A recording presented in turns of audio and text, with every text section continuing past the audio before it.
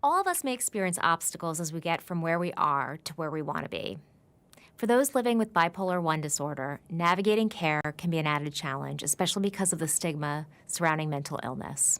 That's why AbbVie created GettingHereToThere.com, a safe online space for the bipolar I community to find inspiration through music and firsthand stories. Over the past 30 years, AbbVie has worked to tackle the complexity of mental illness by offering a portfolio of medicines that spans across depression, anxiety, bipolar I disorder, and schizophrenia. And as we look forward, we remain committed to addressing unmet needs and reducing stigma in mental health to help you get to where you want to be.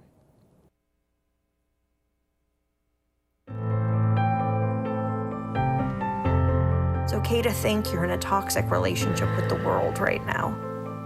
It's okay to feel like your world is changing. It's okay if it's hard to find the words to express how you feel. It's okay to feel like you just want to become someone else. It's okay if you're panicking over an inability to control your life right now. It's okay to have trouble maintaining your normal routine while staying home. It's okay if you're feeling more cynical than usual. It's okay if you want to curse more than you usually do. It's okay to wear your favorite tank top several days in a row. It's okay to miss your job. It's okay to just stay quiet. It's okay to be depressed. It's okay to talk to your cats like they understand what you're saying. It's okay not to feel the most fabulous right now. It's okay. It's okay. It's okay. It's okay. It's okay. It's okay. It's okay.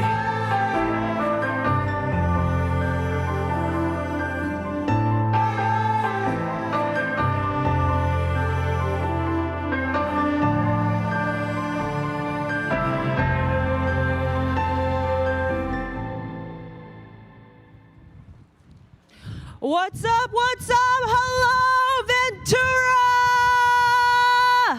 Hi, and the rest of the world. Oh my goodness, y'all, welcome to the 3rd annual Sound Mind Mental Health Music Festival. Let them hear it. Honk if you can. Yes. Oh my goodness. Yes. Oh. It is so good to be here live in Ventura with y'all parked right in front of me. But let me tell you, this is being live streamed to the rest of the world. So good people of Ventura, behave. Okay, please behave. Show them what y'all are about. Yes, the rest of the world. Now you might be wondering, who is this little Asian girl trying not to get blown away by the wind right now? Is she gonna bring up the host? But let me tell you, the host, Solomon Giorgio, couldn't be here tonight, so I took over. That's right. Keep it going. Yeah, honk for me. Thank you. Thank you, yes. Solomon could not be here tonight, which is unfortunate, but I do, that's right, have more followers than him. So, you know, maybe it's still a treat. It's still a treat. Oh my goodness. A little about this event, okay? May is Mental Health Awareness Month. Yes, and it also happens to be AAPI Heritage Month.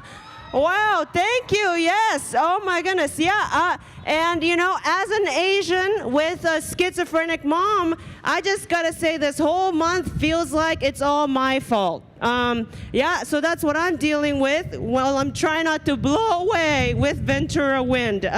It's fine. Today is about bringing together musicians, music lovers like you, and forward-thinking organizations to build a supportive community around mental health. So y'all are in for a treat tonight. Oh my goodness, do you see these papers trying to fly away? Is everyone okay? Am I still here? It's fine. I'll try not to blow away. This year, can we say it? This year was pretty hard, all right? This past year was pretty hard, so it's cool to even see people in front of me right now. That's right, yeah. I gotta say, let me get real quick. I almost lost myself during the pandemic. I really did. I almost did lose myself during the pandemic. I really thought I was gonna start planting lettuce. No, yeah. And then my husband had to remind me that that's not my personality. Yeah, he was like, stop. That's someone else's interest. And I was like, oh my God. It is. Yes, it is. Yeah. So he saved me from going all farmer and reminded me I'm just a city girl, you know? Yeah. It's fine. We're all here. Proceeds of ticket sales tonight go to NAMI. Go to support NAMI, which is the National Alliance on Mental Illness. Yeah. So thank you for buying tickets. And if you feel so inclined, if you're like, God, I'm having so much fun already right now, God, her bangs are fierce. Okay, thank you so much. If you're noticing my fierce bangs right now, I will tell you right now, they do indeed match down here. Okay? Sorry, is this a family event? No, it's fine. Yeah, just, yeah. Do the drapes match the curtains? Yes, of course. Winter is coming. Okay, all right. Okay, but if you do feel so inclined and want to keep donating, you can donate at soundmindlive.org/donate for the rest of the night. All right, without further ado, and a special thanks to presenting partner AbbVie and other sponsors and partners who made this event possible, I'm going to bring up your first musician for the evening. Yes, honk, let him hear it. Yes. All right. Woo. Yeah. If I could, my skirt is prohibiting me, I would kick. Yeah, okay. They were recently listed as one of Stereogum's best new bands, and their third full-length album, Show Me How You Disappear, was just released this year. Everyone, please welcome Ian Sweet.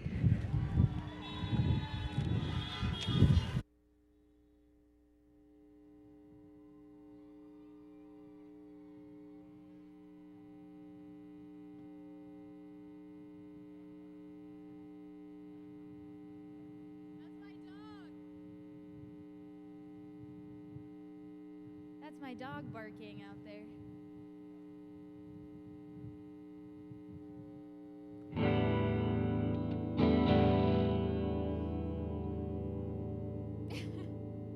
Hi. Honk honk.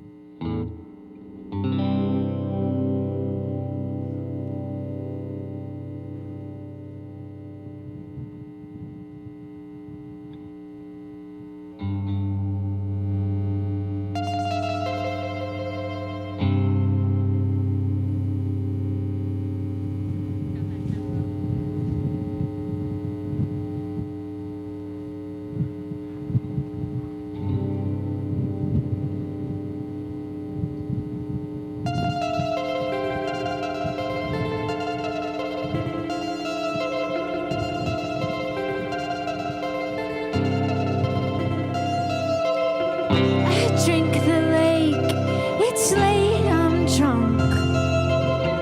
Thought I could swim, but I thought wrong.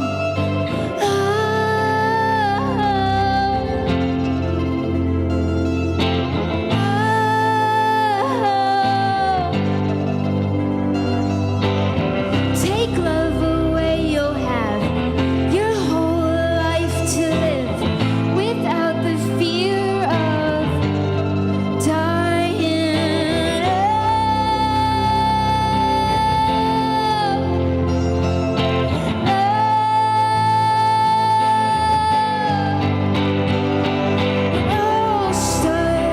I'll start saying your name backwards so I'll forget it. I'll start saying your name backwards so I'll forget.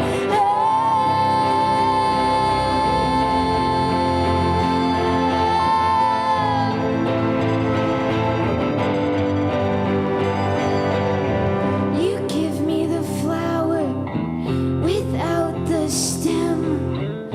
I don't know how it begins, just how it ends.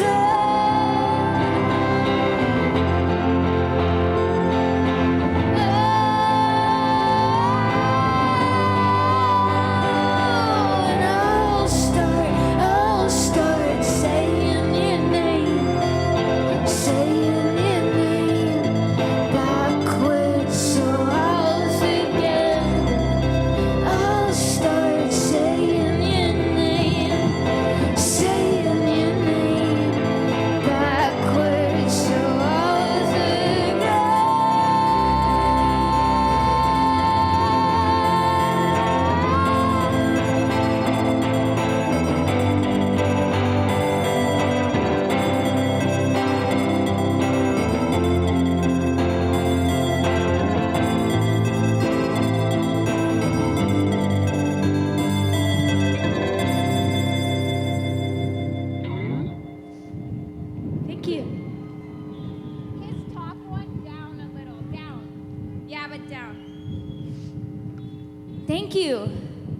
that sound okay? I haven't played a show in a fucking year and a half, so we don't know what's going on, and I hope we still know how to play. And vocals up, vocals up.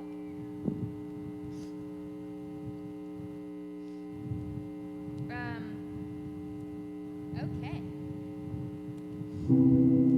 Wow. Cool. This song's called Sword. You good? How do I start to feel less like a deadly weapon after you made me believe I have the sharpest edges? I tore them down for you. If you wanted me to, I tore them down for you. If you wanted me to.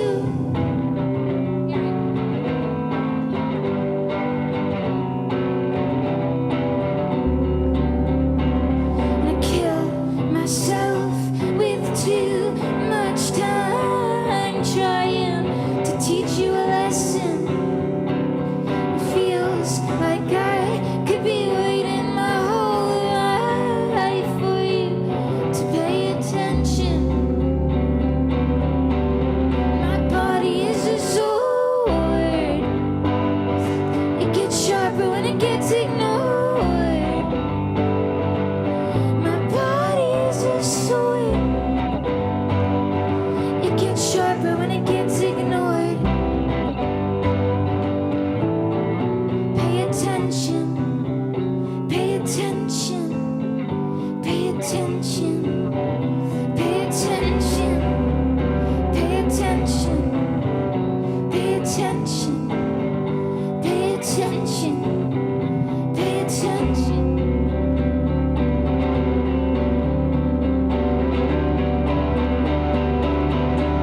My body is a sword.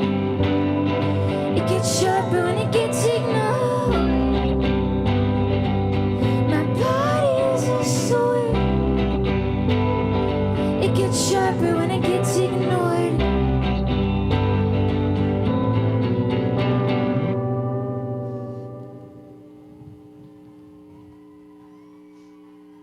What's next? Oh, dumb driver.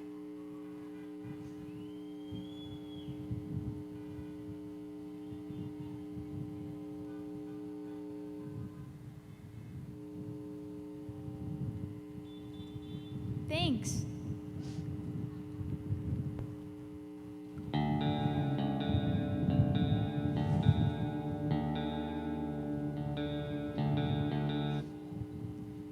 How are we?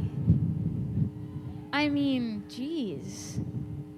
I don't know. That's a really weird question to ask, but I feel good. I feel really good to be alive and to have somewhat survived the pandemic. I don't know. I never thought we'd be here and we'd figure it out. Yeah, this year was really rough, and just before the pandemic hit, I actually, this is Mental Health Fest, so I'm gonna tell you what's up. But I checked myself into an outpatient therapy program for about 2 months, and it changed my life. I would not be standing here without mental health resources and without my family who supports me, and without Eric. We play music together, and that's really the thing that helps me to breathe each day. So just thanks for letting us play some songs for you.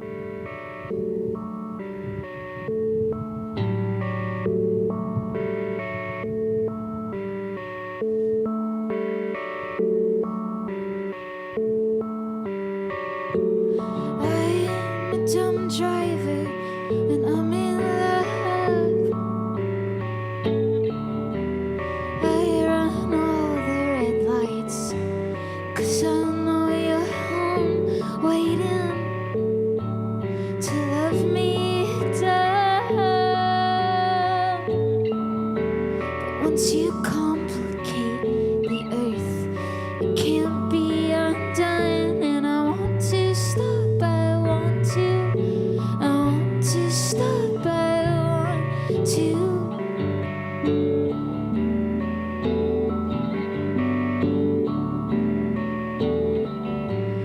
I've been dreaming of basketball hoops, sitting on couches with you. It tricks me into feeling like you're still around,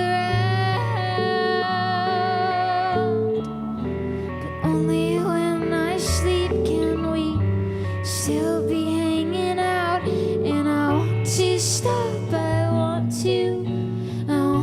stop, I want to.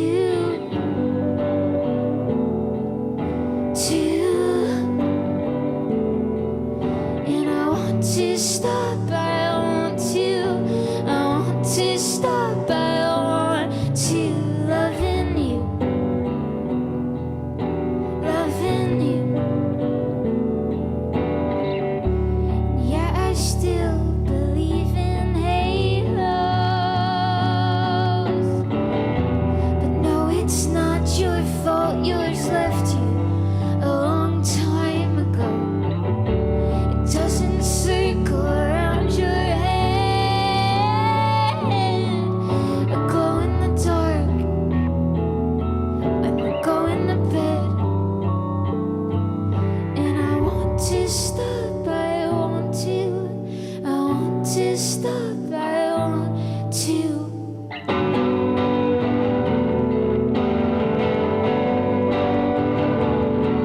And I want to stop, I want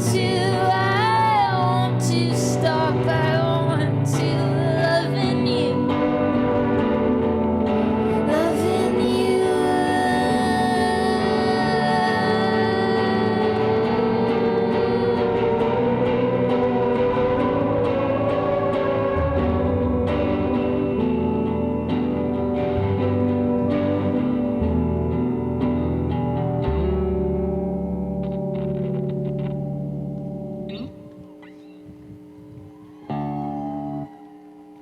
Thank you. We're going to play one more song.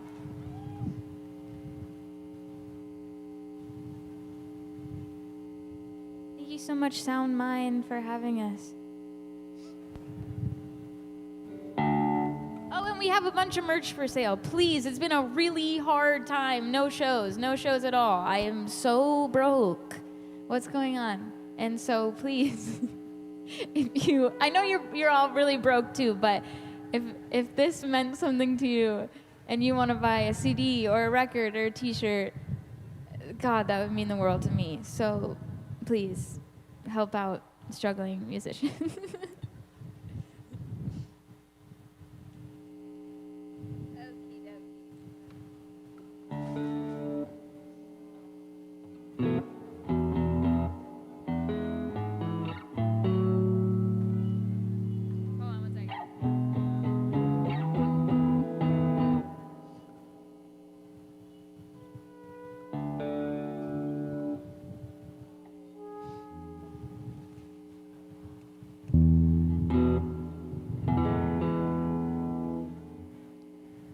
This song's called Power.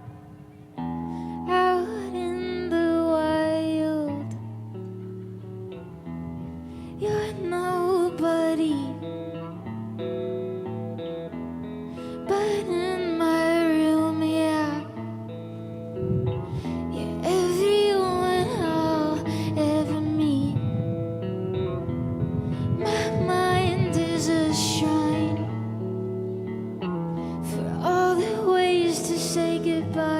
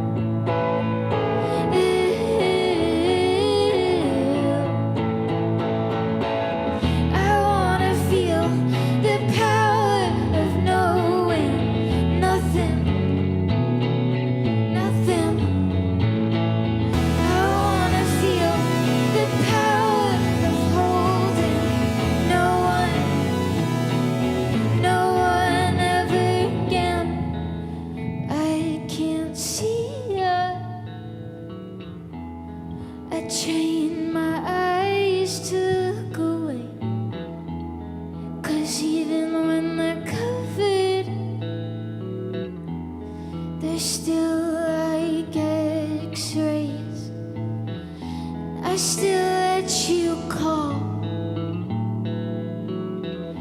You were calling to tell me about your dreams. I kept pretending I was in them. I kept pretending.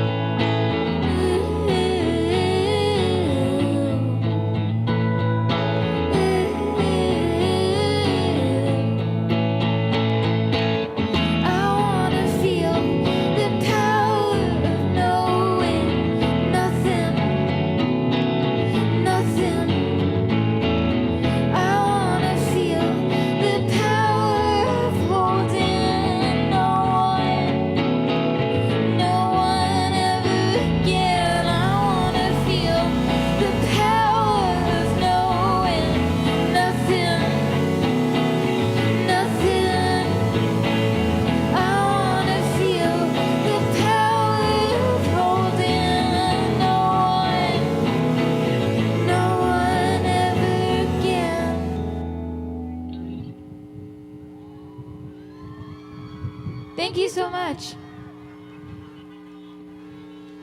We're called Ian Sweet. See you around.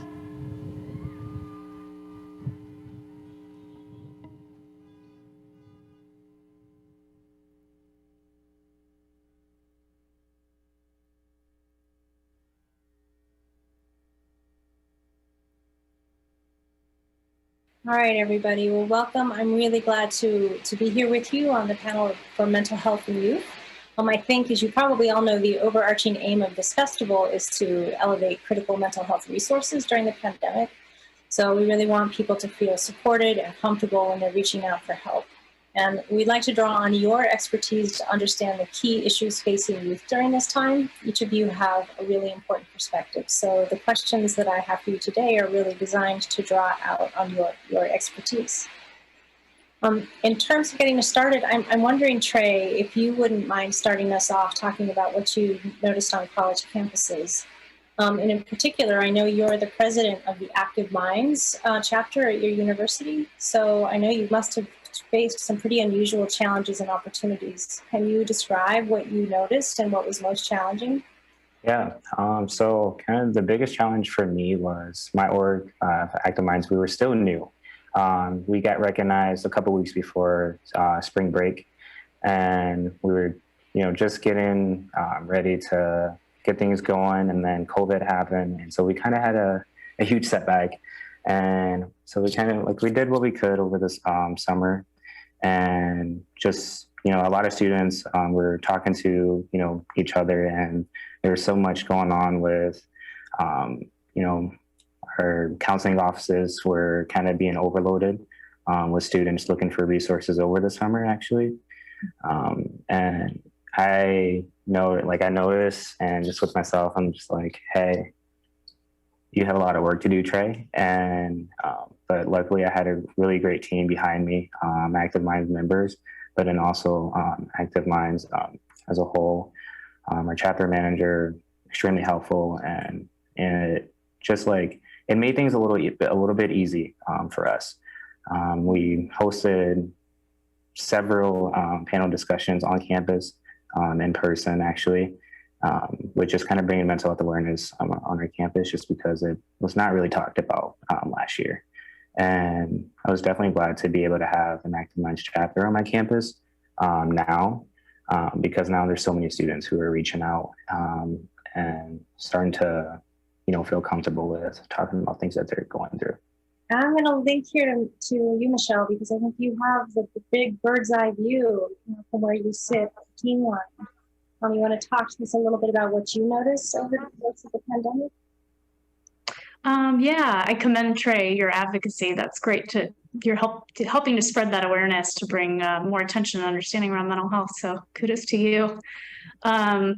On our hotline, yeah, I think initially, we all had that sort of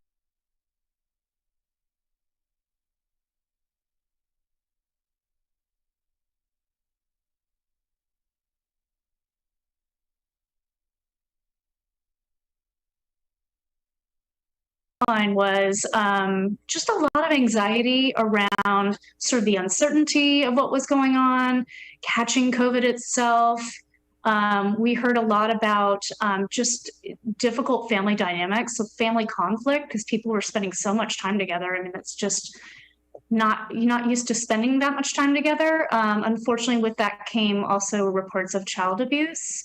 And then, unfortunately, for those who don't have a safe space at home, the LGBTQ community actually reached out and was talking about how difficult it was to not have a safe space while their GSA might be at school or other support groups that they are able to be a part of on campus. Oh yeah, okay. That makes sense, and it's a great way to bring Isabel in here, because Isabel, I know you're an artist, and it's been one of the primary ways that you coped, I think, according to what I know. So can you talk to us a little bit about how your art served you or worked for you during this time? My advice usually is to just try new things. Art works for me, but something can work, obviously something can work different for somebody else.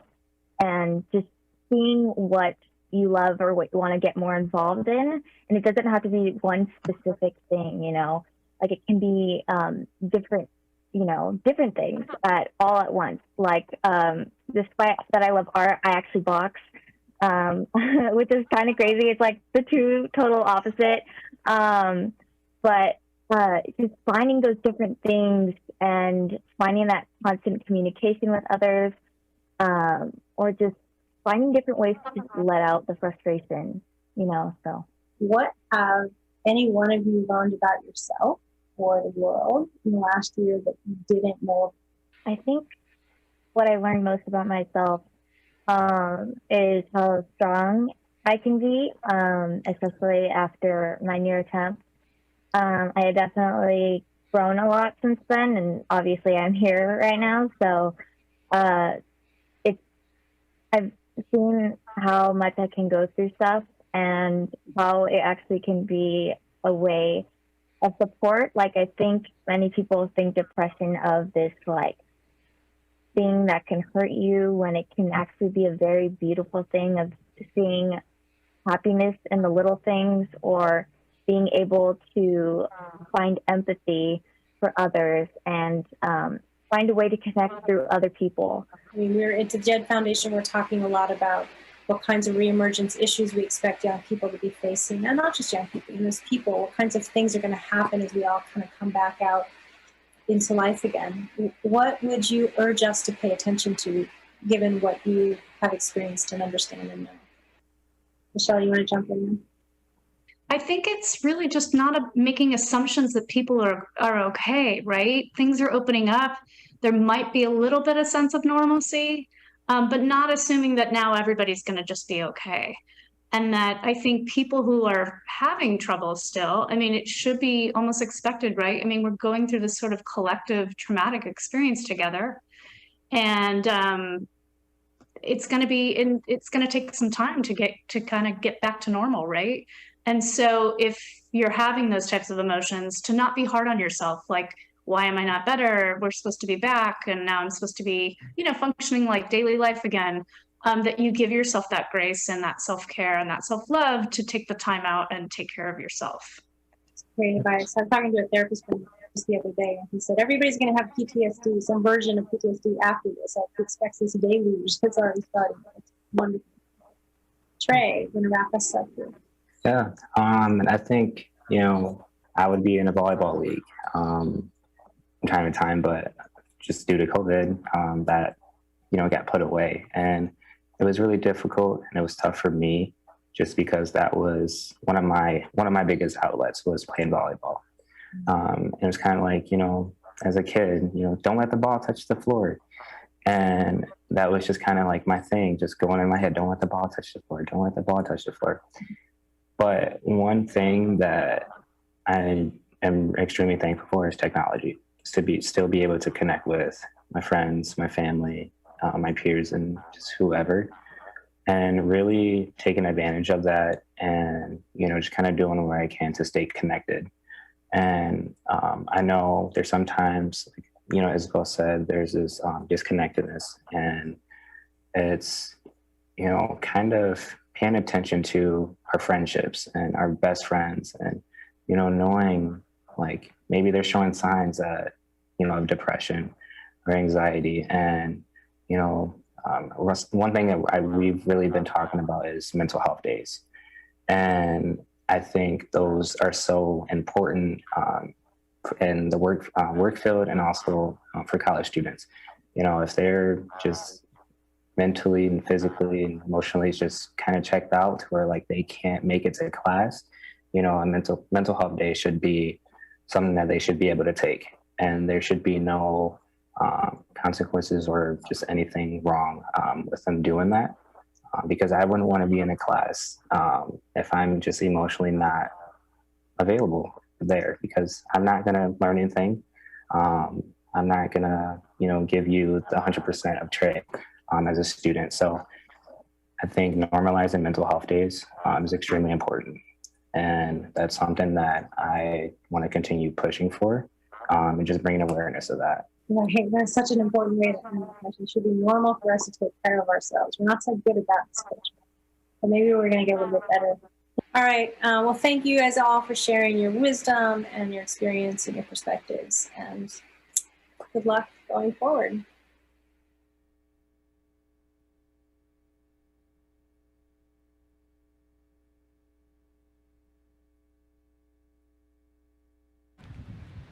All right, good people of Ventura and all over the world. Keep it going for folks who work with the youth that you just watched.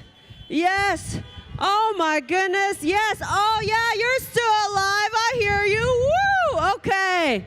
Okay. Yeah, no, I wish I had programs like that when I was, you know, going through my teenage years. I didn't. You know, so I just dealt with it on my own via what they call a slut phase in my 20s, which was fine, but it was a lonely time, you know, so I appreciate you being here with me. Thank you. It feels like I have a family tonight. All right, let's keep this show going. Are you all ready for more music? Yes, gorgeous. Oh, I'm very excited to bring up your next musician. He is known as the lead singer, songwriter for the band Delta Spirit, and a member of the indie supergroup Middle Brother, and is most recently a member of the Billboard-described supergroup Glorietta. Y'all, he's visiting us from Austin, Texas tonight, so let him hear it. Welcome, Matthew Logan Vasquez, everyone. All right. Cool, man. Thanks for having me, y'all. It's good to be back in California.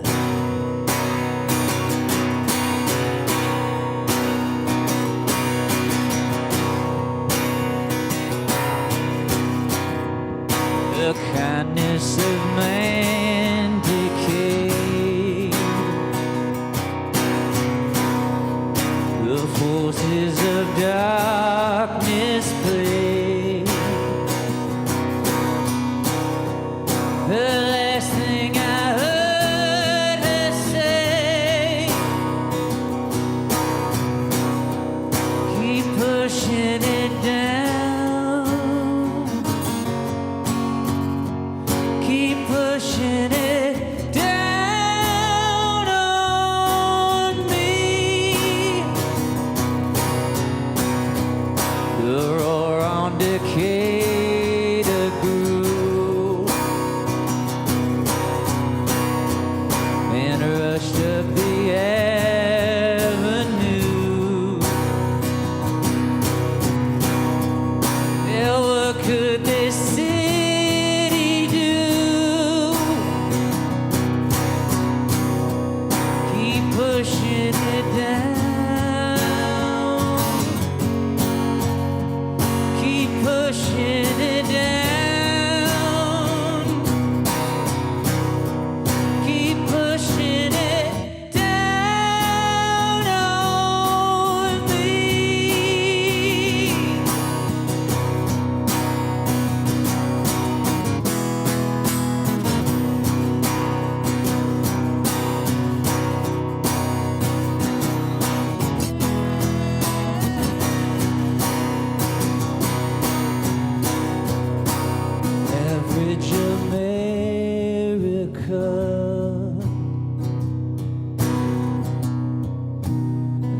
just the way it is. Losing her interest,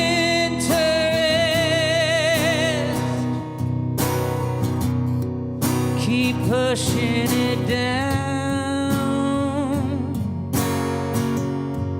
keep pushing it down,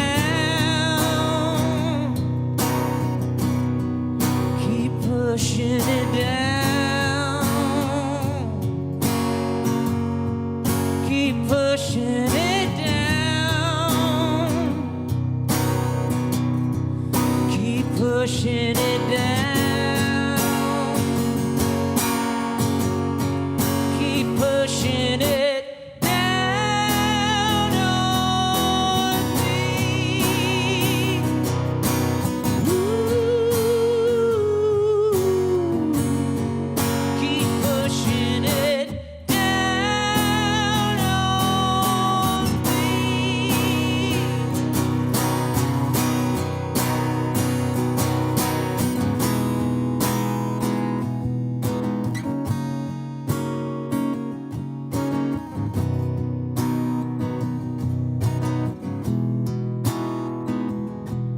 We sat alone, the fire, and we saw the light. We sat alone, the fire, we saw the light. Well, I felt alone. Yes, I felt alone. 'Cause you saw.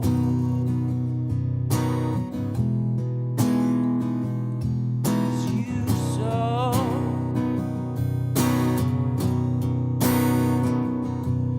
You hung your head and cried, 'cause you saw the light. You hung your head and cried, 'cause you saw the light. Well, I felt alone. Yes, I felt alone. 'Cause you saw.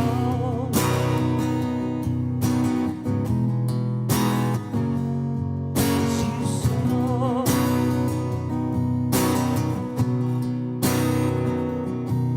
We gathered round the fire, then we sold the light.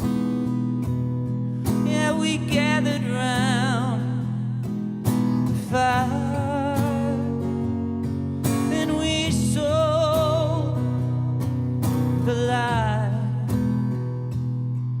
Well, I felt alone. Yes, I felt alone. Well, I felt alone. Well, I felt alone. 'Cause you saw. 'Cause you saw. 'Cause you saw. There you go.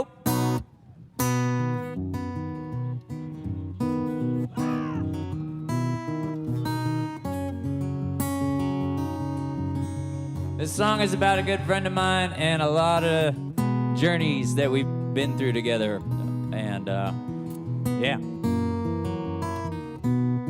Remember the first time that we got acquainted? You fell out of my window, I hadn't laughed like that in ages. folding out of history, finding all the common stages.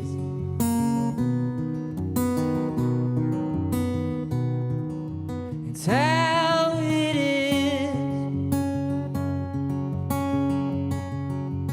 Friends like this are meant together. I had to make my own way before the crying started. You saw me standing on the dark side of your heart. And how many missteps till I see you come apart?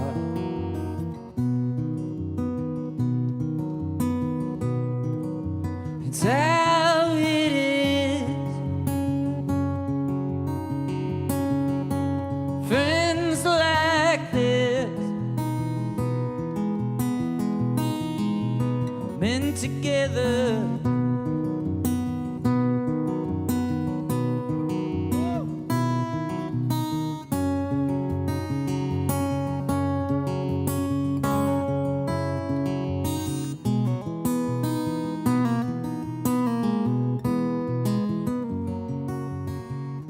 You know the reason for every lyric that I wrote, the counting cadence and the rhythm schemes that you like. And I'd give it all to you if you ever had the time.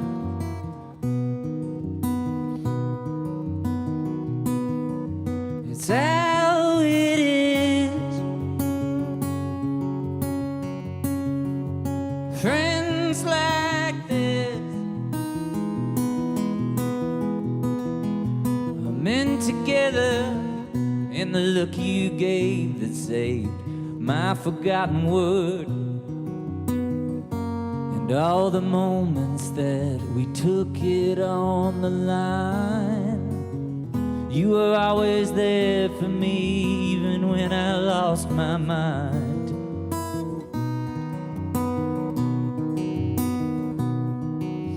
It's how it is. Friends like this are meant together. It's how it is. Friends like this are meant together.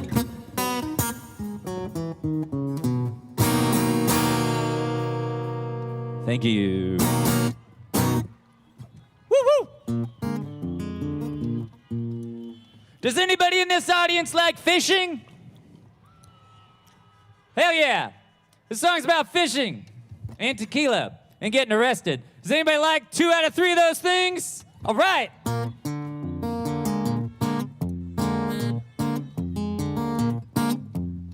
A red fisher off the coast. I was on the beach. I threw out my line to see what fishes came to me. When nothing came, I picked a fight with an off-duty cop. Yeah, he told me I was.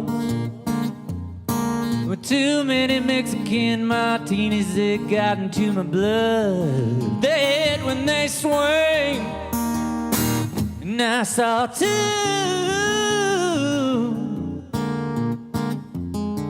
They hit when they swing. Oh no. And on the curb they made me sit. Yep. Zip ties around my wrist. Yep. Thinking to myself that it might be funny to put it on black. I bet all of my money it had red, baby. And I took the chips at the table. Could I make it to the exit? I might be able. Security had the upper hand. Look out! And I saw two.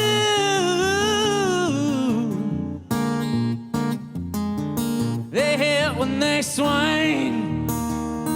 And I saw two.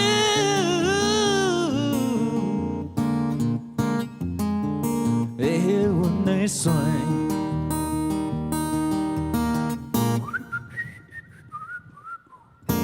That normally works when it's like in a small room and it's like the enchanted tiki room, so I'm gonna skip ahead to like something more like it. Put the lime in the coconut, you drink them both up. Put the lime in the coconut, you drink them both up. You put the lime in the coconut, you drink them both up. Put the lime in the coconut, you drink them both up. I said, doctor, is there nothing I could take? I said, doctor, to relieve my belly ache. I said, doctor, is there nothing I could take? I said, doctor. Now redfish are off the coast. Redfish are off the coast. I gotta get out of this mosquito pit. I'm gonna let my lawyer handle it. Hey, Dave! Picked a fight with an off-duty cop. Yeah, he told me how it was. This is entrapment. Too many Mexican martinis, they got into my blood. They hit when they swear. I saw two. Right. They hit when they swear. I saw two.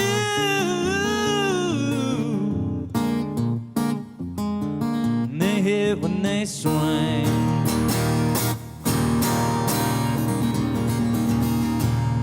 Ventura, thank you.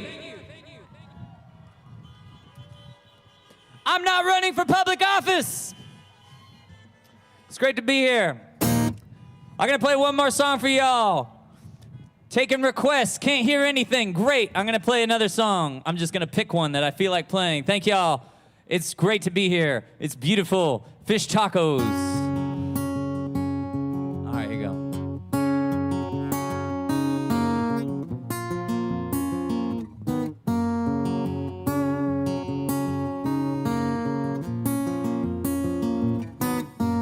Blue eyes are turning green. Mine have always been that way.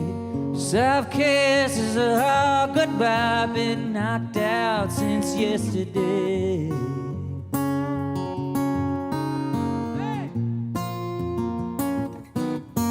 A black eye ain't no blue heart, and a blue heart ain't your soft kiss. Don't get me started by holding your hand. Just send my ass to a hospital again. I've been looking for some time in a room full of pennies for a dime. No, it ain't easy to find a girl like you to be mine.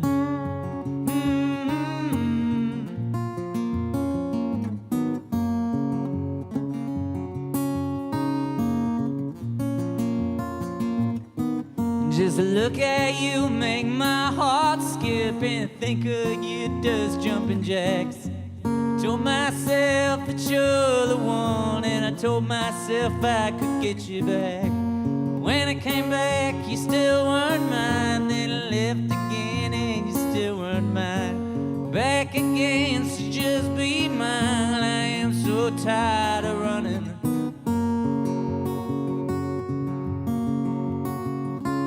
I've been looking for some time in a world full of numbers for my prime. No, it ain't easy to find a girl like you to be mine.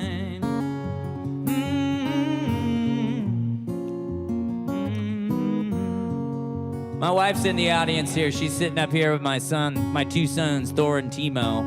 And this festival is the reason why we decided to get a wild hair and just come out as a family on an adventure across the desert. Hung out in Palm Springs a couple days. That was all right.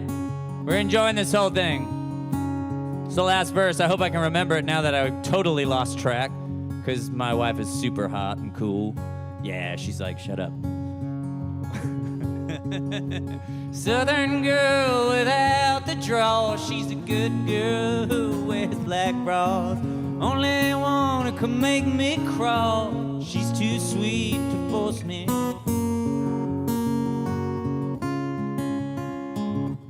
And got a hard hand, but not on her. Got a foul mouth that she never heard. Hear her sing just like a bird. Write her songs about me.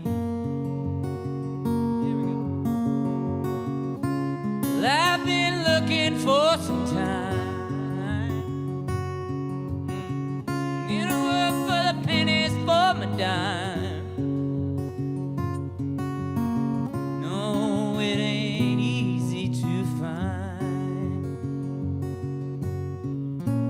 Girl like you to be mine. Whoa. 10 years married to that woman, I'm lucky. You got a good girl in your life, you better cheer for her. Give me a kiss. Here we go. Thank you.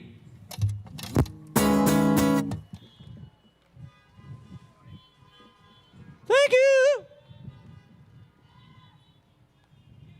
Hey everybody, this is Taylor from the Mandaws. Everybody's road to addressing their issues with mental health seems to be unique to the person. But one thing that I've always felt is consistent is that first step of reaching out to people, of knowing that people are there for you and do want to hear what you're dealing with and how that can lead you to the next steps. And the fact that you're even watching this video means you're knocking on the door of the community that's going to help you with taking that step. A community of people that do want to hear from you. So reach out, start talking, be well. Hi everybody, I'm Brent Rademacher. I'm here representing the Neil Casal Music Foundation. Neil was a dear friend and a gifted musician who released 14 albums as a solo artist and collaborated on countless musical projects. Neil lived in Ventura from 2010 until he tragically took his own life in 2019. He noted the dangers of being a touring musician, and after his passing, his friends and family created the Neil Casal Music Foundation to support organizations that provide mental health care for musicians. One of the featured projects of the newly formed foundation is a tribute album celebrating Neil's life. Highway Butterfly, The Songs of Neil Casal, is a sprawling 41-song collection bringing together a galaxy of rock and roots luminaries. And we're so excited for y'all to hear it.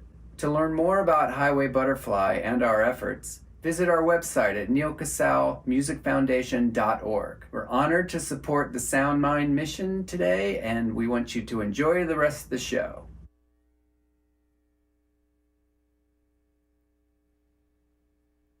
Welcome everyone to the BIPOC, Black and Indigenous People of Color panel. My name is Nia Jones. I am a licensed social worker based here in beautiful Baltimore, Maryland. I'm a consultant with the Black Mental Health Alliance for Education and Consultation. And I'm joined here by an amazing panel of individuals.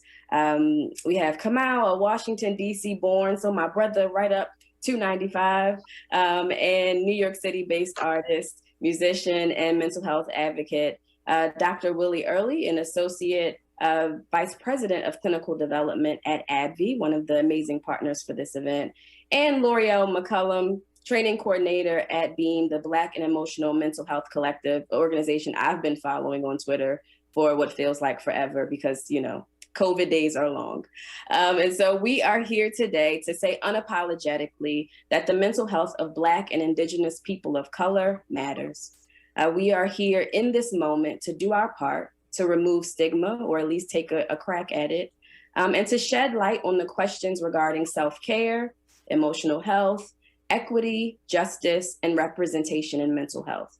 So I'm going to take us right to Dr. Early, and I want to talk about representation in mental health. So often people say that they are looking for someone of color, someone who has a shared background kind of culturally, spiritually. And so in your opinion, how important is representation in mental health? Well, in my opinion, I think representation is very important.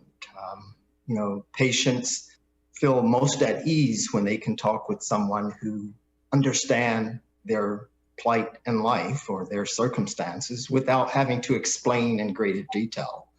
And I think sometimes some of the cultural nuances that we see in patients and people who are like us and who have had shared experiences we believe that they may, in fact, have some understanding without explaining. And so that goes a long way in helping the patient feel at ease and being able to communicate about some sensitive topics. Absolutely. Absolutely. And so I think even as, as a clinician, but even as a psychiatrist, like people get us confused all the time. And so they're like, well, Nia, can you prescribe? And I'm like, no, I can't. It's not a one-stop shop. And so just really quickly, if you could, as we're talking about talking to people that may be Black, Indigenous, a person of color, white, otherwise, right? Define for us that difference. I think that that's important as we kind of have this conversation. Sure. There are a lot of healthcare professionals working in mental health. You have psychiatrists, which I am. We are physicians. It's a branch of medicine, a specialty within medicine. So we are in the area of diagnosing and treating, and treatment through interventions such as medications, might be through other hospitalizations or other things that are necessary. Then you have psychologists who are healthcare professionals, PhDs or graduate degrees, who are also involved in diagnosing and treating mental illness. But they, for the most part, do not have prescribing privileges. In some states they do, but for the most part they do not. Then you have nurse practitioners, you have social workers, you have nurses, lay professionals. You have a lot of individuals who are involved in the total health care. So it involves, in order to bring services to the abundance of people, it requires this network. And oftentimes you find, as you get into the psychiatric range, you find fewer and fewer psychiatrists who are Black or people of color. And so it's often very important to develop that network. Within the American Psychiatric Association, there is a subset of physicians who belong to the caucus of Black psychiatrists that try to advocate for issues pertaining to the Black community. Absolutely. And so there's a bit of stigma that comes with that so often around, oh, I don't want to get medication prescribed. And then on top of that, I have to go to somebody that may not look like me. And so when we think about that stigma, that when you really boil it down is disrespect. I came to you, I told you how I was feeling, and I felt othered for whatever reason. Mm-hmm. Perhaps it was because we didn't look the same, and I was having difficulty with shared language or just feeling uncomfortable. And so, Kamal, I'm coming to you. In mental health spaces, we often hear that there is a stigma in our communities around getting help. Or talking to a therapist or a psychiatrist. And so I've seen the opposite on social media where people will quote their therapists, which I think is awesome that we're, again, taking hits at that stigma. But in your opinion, kind of what is the state of mental health stigma in young adult, Black and Indigenous communities of color, or adult communities of color? And kind of what do you think we can do to continue to combat this stigma? Yeah, I think that the stigma begins with a passed down distrust of people who live in the world of healthcare in general. As far as the populace, the common people. And I think that comes from a history of abuse. You had Marion Sims, who mutilated Black women and Black babies. You had the Tuskegee experiment where they took, 100 or so Black men and tested the effects of untreated syphilis. You have, even to this day, the extremely consistent reality where, Black women go into labor and they consistently hear things like you're overreacting or you're this and that. That's for health in general. I think as a community, we have made some headway when it comes to general physical health, because certain things, sometimes it's easier to get by without with a subtle mental issues than it is to get by with subtle physical issues. Like, you know, you could have something that could be relatively, you know, severe, but you could be operational and you can't see it, you know, but if you have like a broken foot, you can not like the doctor all you want, but you gotta go. It's getting away to your money. You can't go to work, you can't do whatever. And so mental health is more dangerous in that way, where it can slip unnoticed until, like, you know, you have like larger damages. And I think there's a trauma that's been passed down that hasn't been dealt with trust between just people and doctors, you know, regardless of the title of the doctor. And sometimes regardless of the way doctors look. However, I think that as we move to get more comfortable in trusting medicine, we look for people that at least look like us, and we think that the probability that they're going to screw us over or ignore us or think that they understand things about us, but not understand, you know, and not see the disconnect between my lived experience and the other person's lived experience. I think that the probability of that happening is lower when there's someone that looks like you, or at least we perceive it to be such. But I think there's a lot of things that we did culturally to combat it, going to get help. I think that one, our dietary methods have been at odds with our physical health, but I think that spiritually, and I think religion is amazing, but I think a lot of people, rather than getting help for mental distresses and emotional distresses, would just go to church. And granted, though that is good, I do think that there is a level of specificity when it comes to not only Black people, but the individual person. And I think that we often overlook the importance of getting specific help and individual attention. And I think health is a teamwork activity, and there's a spiritual aspect of it. There's a physical, medicinal aspect of it, and there's a communal aspect of it. And I think that some of the hurdles that we need in order to overcome those stigmas are embracing the aspect that's like physical. Like, okay, these are the things that there are actually things that can help. Like seeing a person, talking to a person. If there is medicine that you can have that actually helps you to take that, and having a community that prioritizes mental health as well. Yeah, you brought up a lot of really great points in that.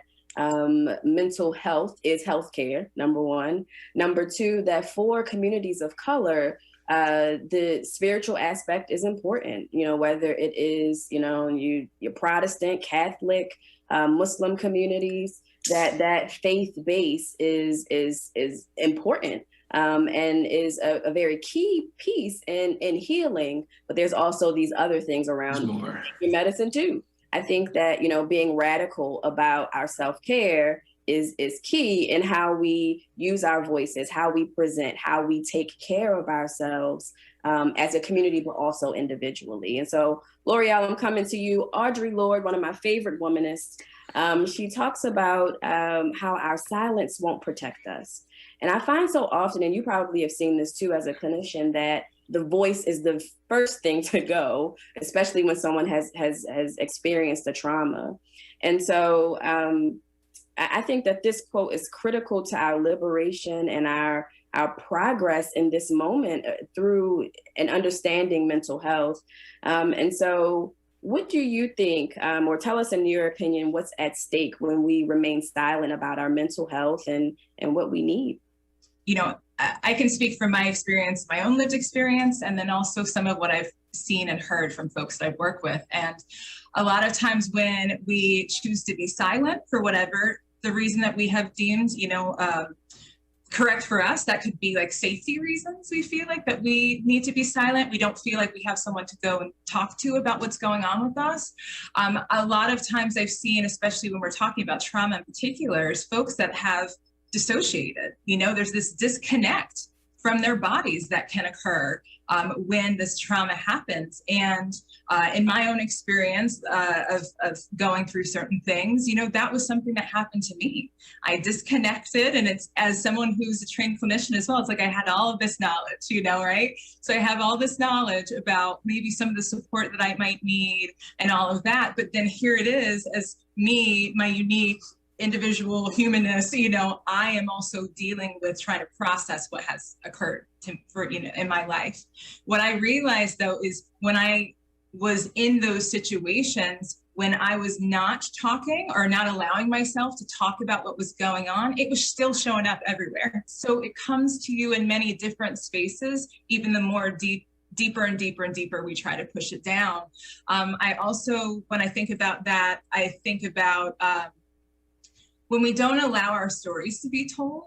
I think that also is something, you know, that is a real detriment to, you know, furthering and helping this mental health system to really grow to meet our needs.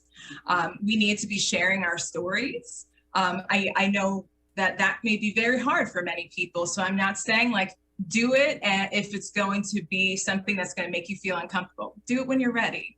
But I do know the ways in which when you don't tell your stories, you just give this opportunity for folks to just deem whatever treatment or whatever it is that they see you as needing, like you're allowing them to just look at you as part of a monolithic group. Because just when we're talking about, and I don't mean that we are, but when, you know, we're talking about BIPOC folks, right? We're talking about Black and Indigenous and other people of color. Just like those different groups are not monolithic groups, you know, like when you put us together, we're definitely not even a monolithic group. So we all have unique needs. We need to be talking about those. And I love when we talk about radical self-care. What I realized for me is some of that was like inner child work. Some of it was like going outside and roller skating, reconnecting with like the things that brought me joy when I was a kid, you know, dancing, getting into DJing, which is what I do now, you know? So there are many different ways in which that it may not be readily understood to us as treatment, right? Because it's not traditional, but there's so much healing that can occur. Yeah, and I think that this moment of this long moment of COVID has done that for people in embracing their healing. Like the phone won't stop ringing because people are looking for a therapist. People are looking for answers. People are also tapping back into, like you said, those things that they're interested in as they find this new normal. And so there's an old adage that says, when white America gets the flu, Black America gets pneumonia. And I think that applies to any America of color, because we're very clear that our lived experiences are different. And so we've been in this pandemic for over a year, and many of us are preparing to go to a new sense of normal. And we know that communities of color were hardest hit by the pandemic and will feel the effects of it for quite some time. What should our communities be prepared for as we, in your opinion, as we embrace this new normal? Whether we went through a pandemic or not, we should just take a more proactive and present approach to health and make it something that we do, not just because we feel an obstacle, but because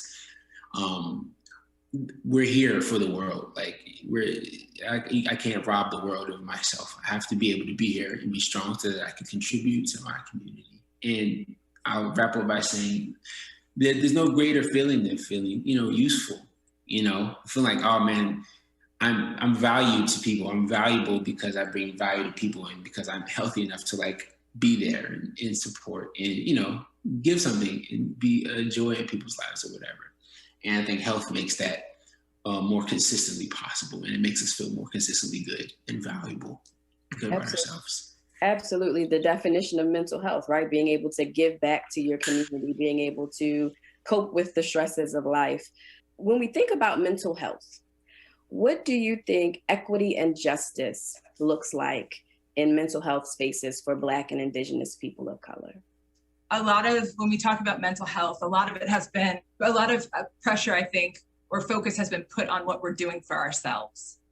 And what I'm finding is, especially in this time, if we haven't learned anything at all, I hope that we've all learned that there's so much growth and healing that can come from community. When we join together, we can learn so much more about ourselves, even more than we even expected to, right? Because we're coming together and we're just coming together as not only just with our family members, and talking about people outside of our families, that communal care, that village care. Absolutely. Dr. Early?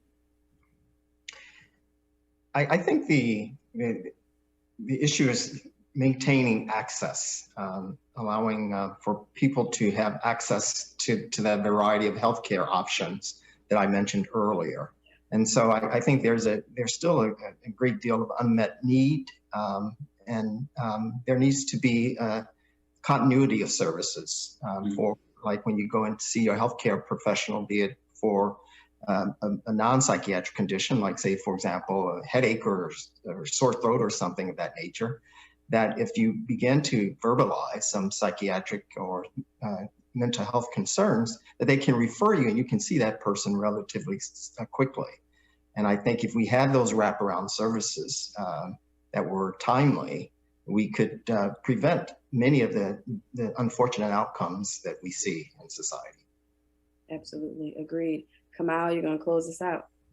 I think when it comes to access and the continuity of access and consistency of that, when it comes to community, should be more proactive. Like, we get together at funerals, you know, we shout, not as far as like when we get together and shout about not have access about things, is actually something happens and we realize, I needed access and I couldn't get it. And so I think making it more of our culture to be okay and beyond. I think and consistently, like, treating ourselves like everything else on this planet is a living thing and continuously needs work, no matter what happens. It's not, you're not just good and you coasting. Just like be proactive. I think we need to be more proactive with how we view health, and I think that will help justice be less of a Sunday suit, something that happens at the end of the week. And you done all the things, and let me go get right, you know. But I think that let's make it consistent and proactive, and make it always part of the conversation, even when we think we've made all the progress that we need.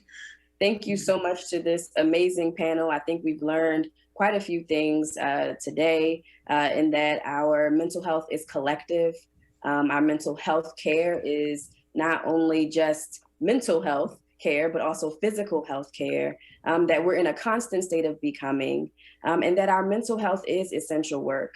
And so I want you all to, as you have sat with us for the last 20 minutes, to be able to walk away with nothing else, that you got those 4 nuggets. And so our call to action is to love on each other, love on yourselves, take care of yourselves, make sure you call somebody and check in on them. You never know that your kind words may save their lives. And so thank you so much for joining us for the BIPOC panel. Thank you, L'Oreal. Thank you, Kamal. Thank you, Dr. Early, for sharing of your time and talents and the work you do in your communities.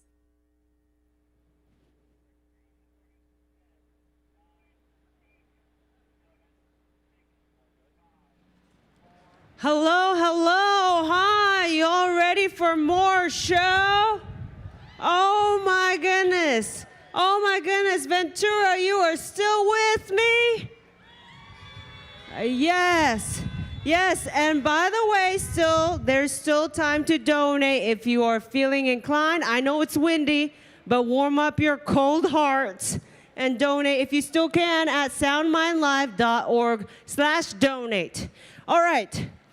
Your next musician sadly could not join us this evening, so I'll be singing. I'm just kidding. No, can you imagine? No. Actually, the event begged me. They just like on their knees begged me. They said, whatever you do, please do not sing, okay? No, last time I did do a couple of scales like, oh, a whole crowd left. So yeah, no, you don't want. Fine, I'll do it. Okay, I'll do a couple of scales. I'll do it. Oh, dun, dun. What's the next one? Oh, dun, dun. Do it with me, Ventura. Oh, dun, dun. See how hard it is? Thank you. Oh, wow. See, people are honking to be like, please stop. Please stop. No. But she couldn't be here with us tonight, but she did send a video speaking about her experience with mental health. So here is Charlotte Lawrence. Hi, A I'm whole Charlotte train. Lawrence. I first want to thank SoundMind and the National Alliance on Mental Health for giving mental health the platform and the awareness that it deserves. Mental health is so important to me. I struggle with anxiety and depression along with so many other people. I try every day to better myself and to improve my mental state and emotional well-being. I think one of the things I'm most grateful for is therapy. I feel so fortunate and lucky that I'm able to speak to somebody about my issues and really lean on someone and feel supported and heard. And I think that's important for everybody. Obviously, I'm lucky that I'm able to speak to, a licensed therapist, and a lot of people don't have that opportunity. So my advice is find somebody that you can talk to, realize that you're not alone. You never have to go through this alone.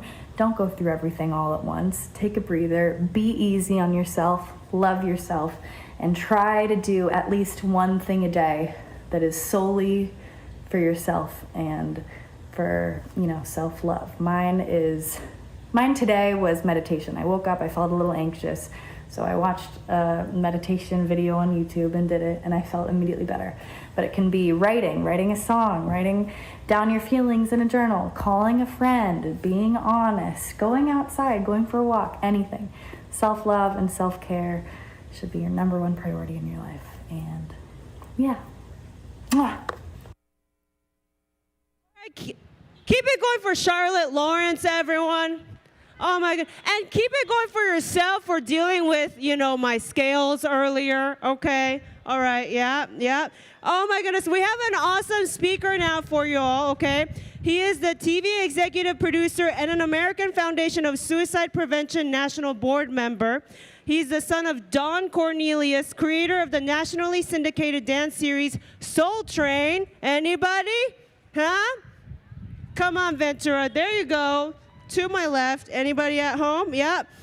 But unfortunately, his father ended his life on February 1st, 2012. And since that time, this man has started a foundation in his father's name, the Don Cornelius Foundation, dedicated to establishing programs for awareness, prevention, and support for those contemplating suicide, as well as those survivors who have lost loved ones to suicide. So everyone, please let him hear it. Welcome, Tony Cornelius.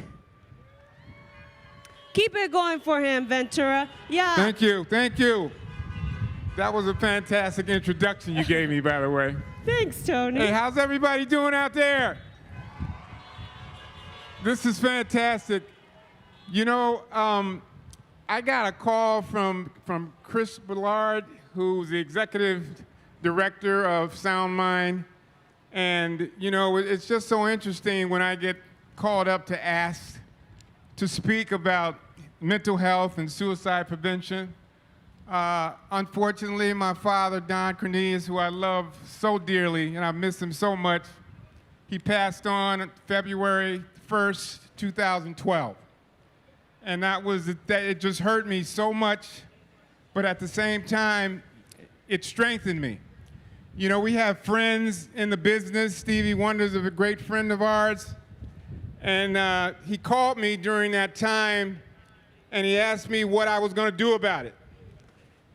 And I was shocked when he asked me that because I didn't expect that. I just expected someone to put their arm around me and kind of nurture me in some way because it was so painful.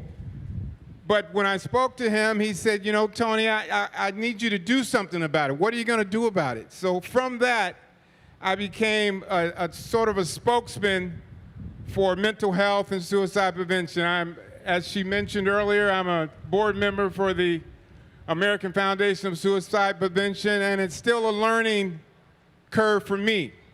I started a foundation in my father's name, the Don Cornelius Foundation, and we're still taking baby steps, and that's why I'm here today, because I'm still learning about mental health. And, something I came across when Chris asked me to do this, I had no idea what I wanted to talk about because, sometimes I feel weak. Sometimes I ask myself, who cares? Who cares about me, my family, what happened? But again, this has made me so strong, and I'm so glad you're all here to kind of hear the stories and share, you know, your experiences and understand that there's people out there in a lot of pain. But the most important thing about it is to talk about it. And that's why I'm here today, to talk about it. So it's just so much to learn. I'm still learning as I stand here. I'm very excited to be here. All the organizations that are here to represent mental health. It's just a wonderful thing. So I'm gonna make this short and sweet. Again, I'm so happy to be here, and I'm so glad you guys are here to share the stories and the experiences of not only the musicians, but the people who have experienced a loss in their life. So without further ado, I want to introduce the next band, and you guys are going to love them. Ladies and gentlemen, the next band is... We'll introduce them together, Tony. You know how you said you felt supported? Well, I was standing great. right there supporting you the whole let's time. do it. Let's do Okay, it. so maybe I'll intro the band. We say the band's name together. Okay. 3, 2, 1.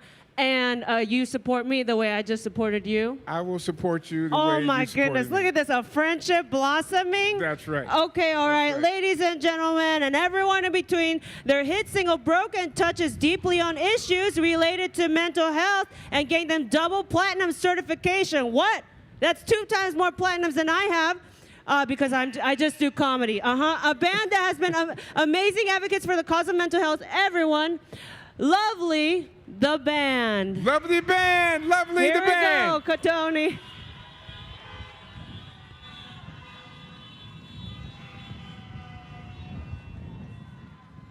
How we feeling, Ventura?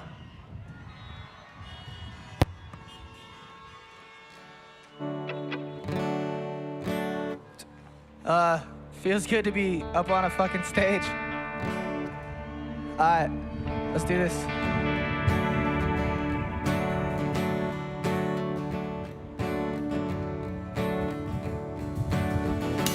These are my friends, I love them, I love them. These are my friends, I love them, I love them.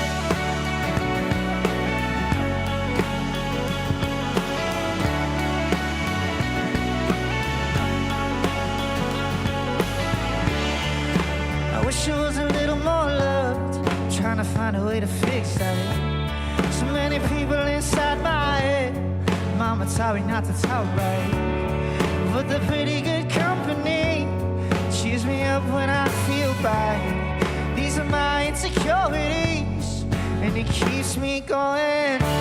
These are my friends, I love them, I love them.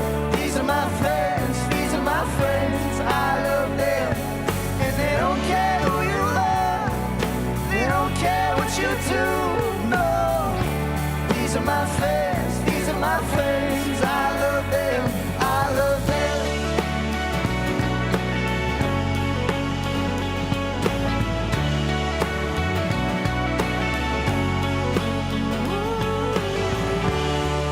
I don't get along, there's something that I'm sad about. Everybody needs to pick me up, but I should probably slow it down. But it's pretty good company that cheers me up when I feel bad. These are my insecurities, and they keep me going. These are my friends, I love them, I love them. These are my friends, I love them. And they don't care who you love, they don't care what you do, no. These are my friends, I love them, I love them.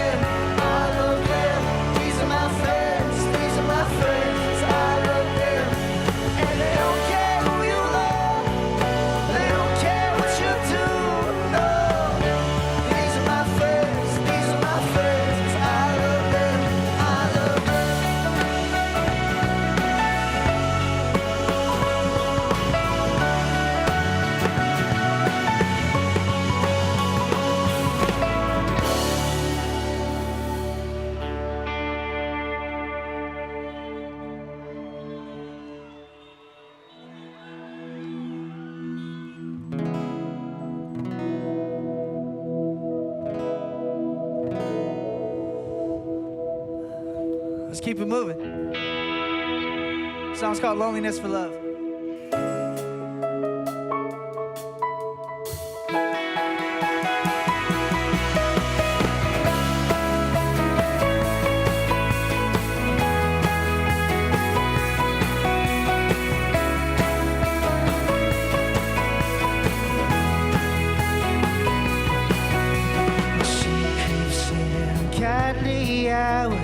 Love seems sweet, but it tastes so sour.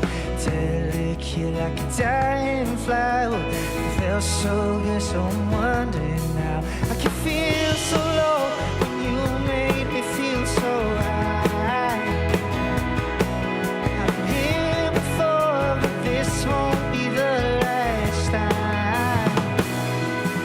'Cause I keep mistaking loneliness for love.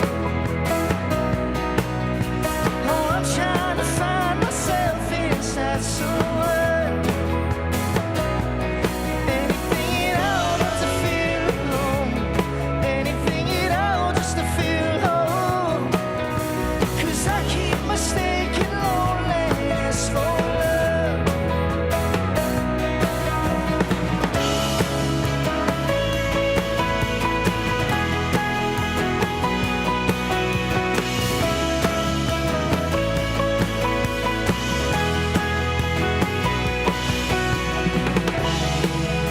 Peace and quiet, all dressed up in silver lining. She shows up and she's uninvited. Every time that she sees me smiling, I feel so low when you made me feel so high. I've been here before, but this won't be the last time. 'Cause I keep mistaking loneliness for love. Oh, I'm trying to find myself inside someone. Oh, anything at all just to feel alone. Anything at all just to feel alone. 'Cause I keep mistaking loneliness for love.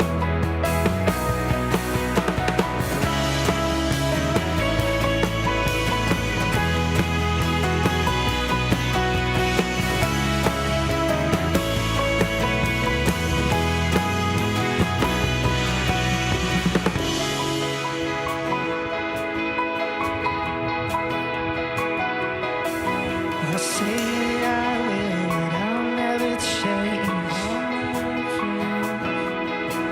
I've been here before, and I'm still the same. 'Cause I keep mistaking loneliness for love. Oh, I'm trying to find myself inside someone. Oh, anything at all just to feel alone. Anything at all just to feel alone. 'Cause I keep mistaking loneliness for love.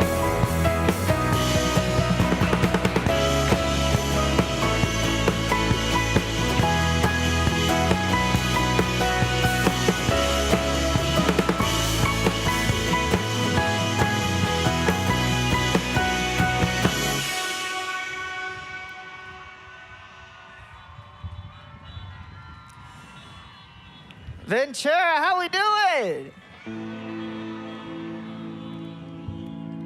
Can you believe we're at a fucking concert? Nature is healing. There's festivals getting announced, there's tours getting announced. Holy fucking shit. It's like normality's right around the corner. Are you feeling good? What a lineup tonight, huh? You guys ready for Fitz and The Tantrums? And how about the most beautiful boys ever, All Time Low?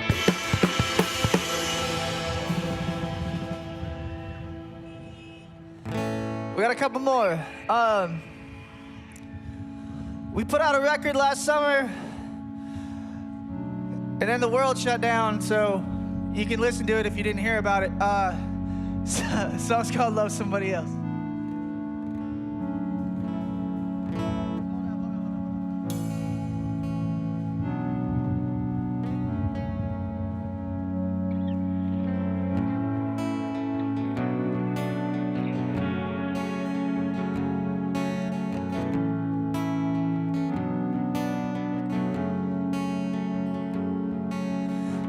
restaurant, graveyard, sleeping, breaking neck hard. Ghost of the demon that I cast off, slasher. Fabulous crash that I can't stop, basher. All the pretty horses running backwards, rapture. I could use some time in a dream, in the forest, in the sea, underwater we could breathe, yeah. I could use a vacate for my head, like I wish that I was dead, just so you could resurrect me. Do you love somebody else? Don't apologize for things you really felt. Point out all of my mistakes. Why's the subject always changed? Tell me honestly, how could I love somebody else? How could I love somebody else?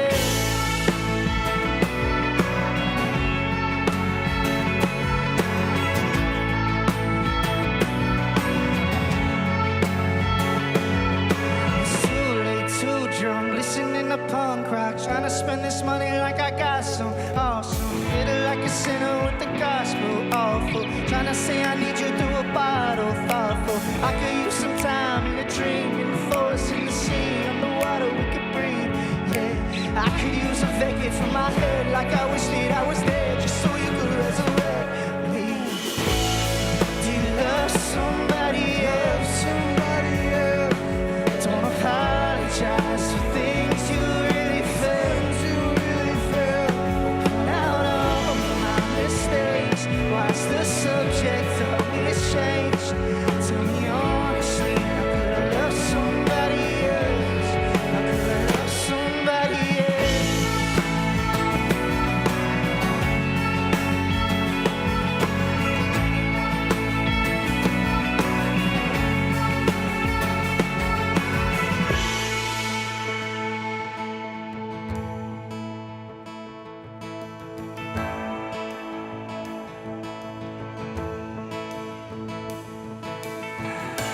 Got my driver's license last week.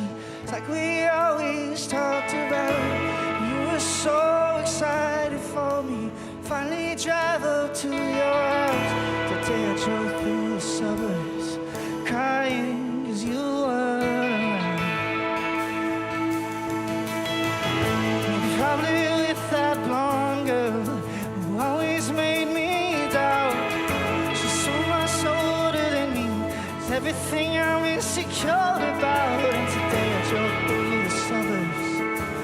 So could I ever love someone else? And I know we weren't perfect, but I never felt this way for no one. Imagine how you could be so okay now that I'm gone. Guess you didn't mean what you wrote in those songs about me. Guess you said forever, now I drive alone past your street. Love somebody else, somebody else.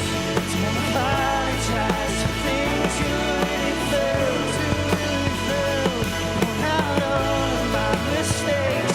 Why's the subject always change?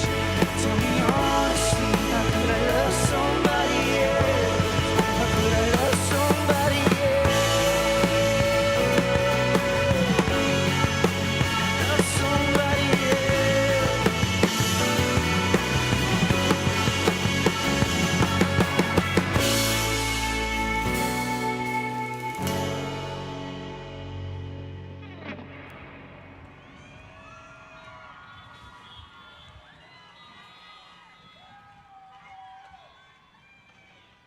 Man, this feels good. We're going on tour in November and December. If you want to take a trip down to LA, we're playing the Fonda. We'd love to see you there. We don't got a lot of time, so we're going to keep it moving. And it's cold out, so my guitar's getting more and more out of tune, but we're going to ignore that for the moment. And we're just going to chalk it up to being rock and roll. Because I can't see my tuner, and we're just going to run with this. All right. Here's one you might know.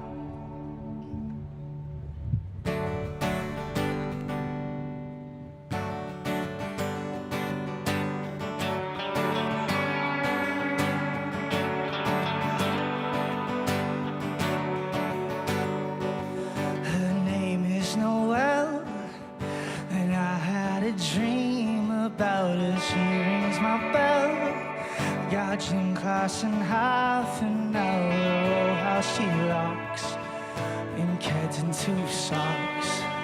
But she doesn't know who I am, and she doesn't give a damn about it. 'Cause I'm just a teenage dirtbag, baby. Yeah, I'm just a teenage dirtbag, baby. Come listen to Iron Maiden, maybe with me.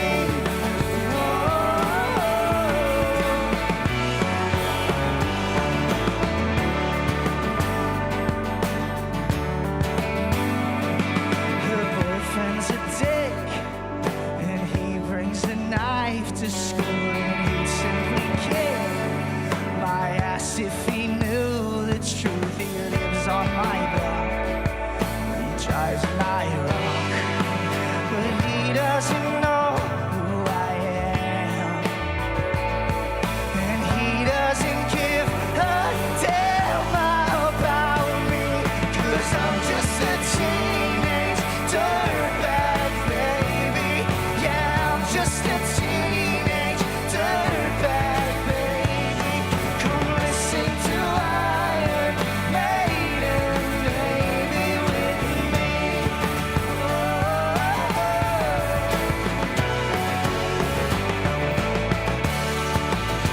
Oh yeah, dirtbag. Oh yeah, he doesn't know what she's missing.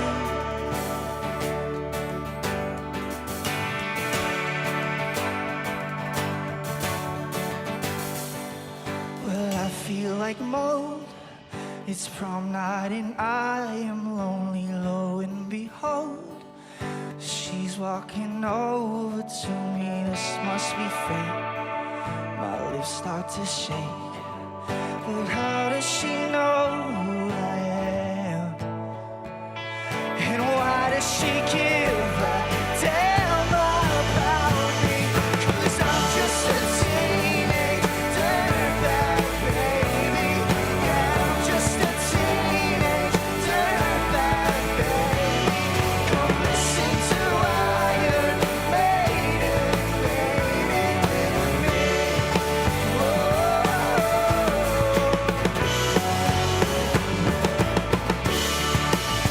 Oh yeah, dirtbag. Oh yeah, she doesn't know what she's missing. Oh yeah, dirtbag. Oh yeah, she doesn't know what she's missing.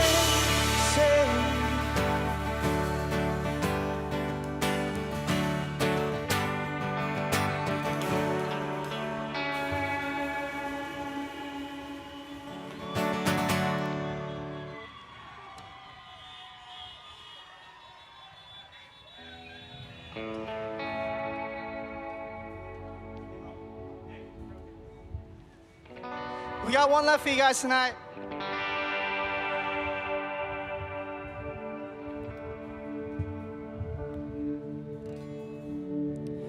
So, if you've ever heard of our band before, if you've ever listened to our band before, if you've ever seen us play, we're so grateful to be here tonight amongst friends and amongst all of you. It feels nice to get back to normal. You know, 2020 was a hell of a year for everybody.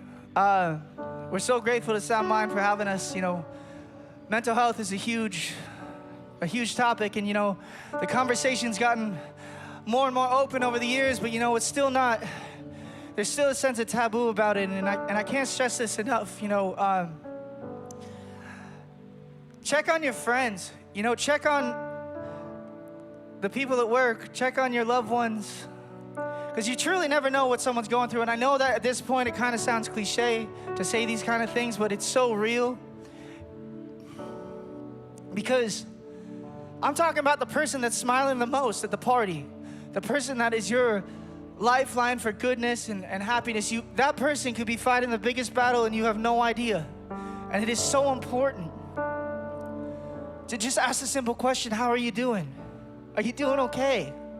that can spin someone's life around. It can let them know that you're listening. And if you're someone today here that is, dealing with any kind of mental illness, or, whether that's addiction, depression, anxiety, OCD, whatever it is, please know that that doesn't make you weak. That in fact makes you a fighter, and that makes you one of the strongest people in this world, because you're in a battle with your brain every single day, and you're choosing to win that battle by being here tonight and just waking up every morning. And if you've been struggling with these thoughts or anything depression-wise or any darkness going on, please know you're not alone in that feeling. And because I know how dark those days get. I deal with depression every single day of my life. It's a struggle every day to get out of bed, but I choose to be here because y'all make this worth it. And I promise you this, no matter what this world might make you think, asking for help is absolutely the bravest thing you can possibly do.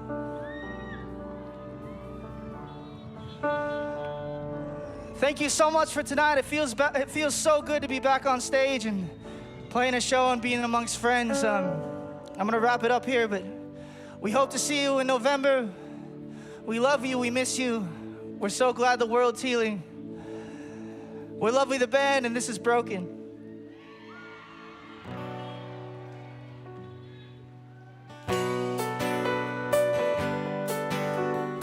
Sing it with us.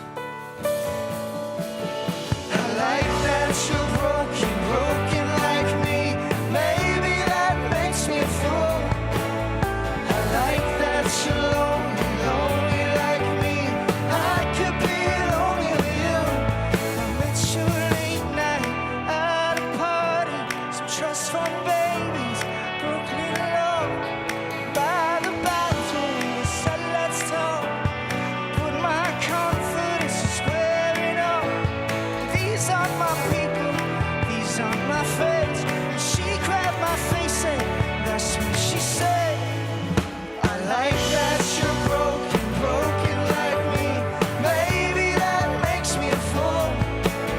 I like that you're lonely like me. I could be lonely with you.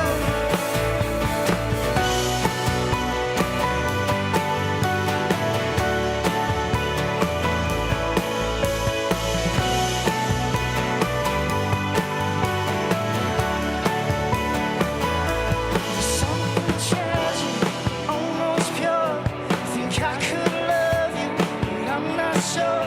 There's something wholesome, there's something sweet tucked in your eyes that I love to meet. But these are my people, these are my friends. And she grabbed my face and that's when she said, sing! I like that you're broken like me. Maybe that makes me fool. I like that you're lonely like me. I could be lonely with you.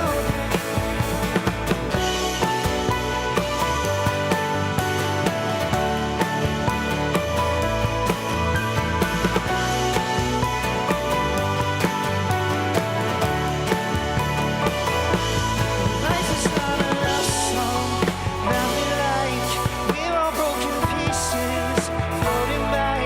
Life is not a love song. We could try to fix our broken pieces at a time. Thank you so much. We'll see you soon. I like that you're broken like me. Baby, that makes me a fool. I like that you're lonely like me. I could be lonely with you. I like that you're broken like me. Baby, that makes me a fool. I like that you're lonely like me.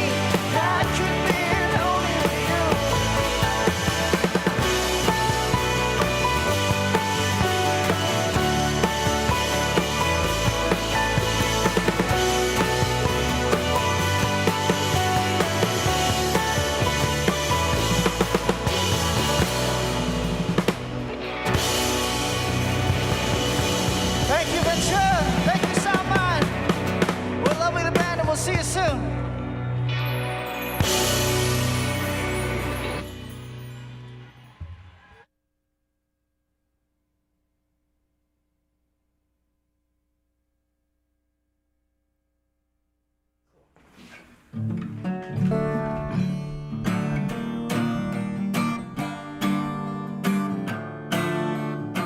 maybe the thing I'm trying to hide, or maybe the thing that I'm most uncomfortable with people knowing is the thing that would set me free.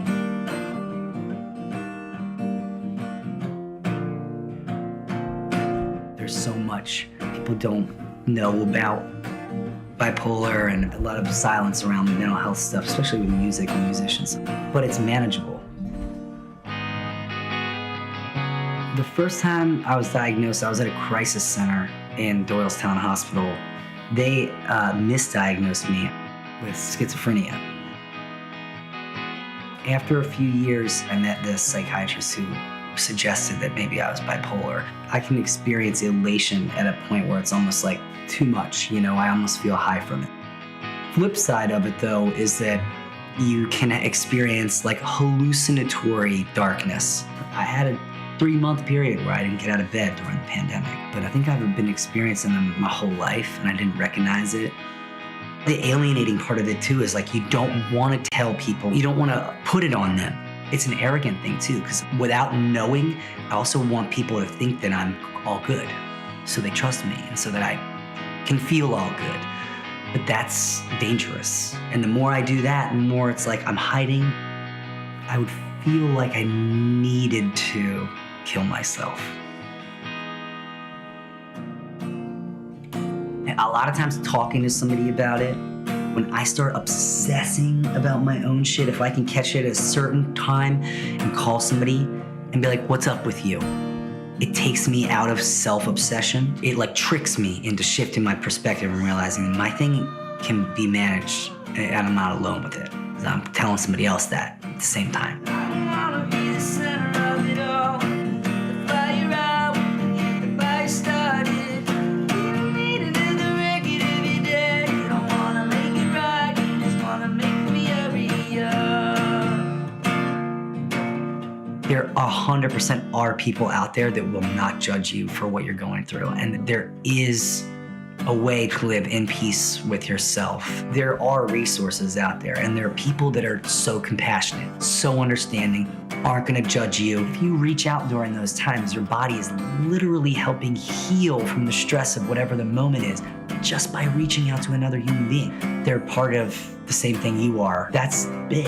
That actually can help people. Just acknowledging there's something greater than you. Something greater than you can just be like, passing the message on to other people that shit's gonna be all right.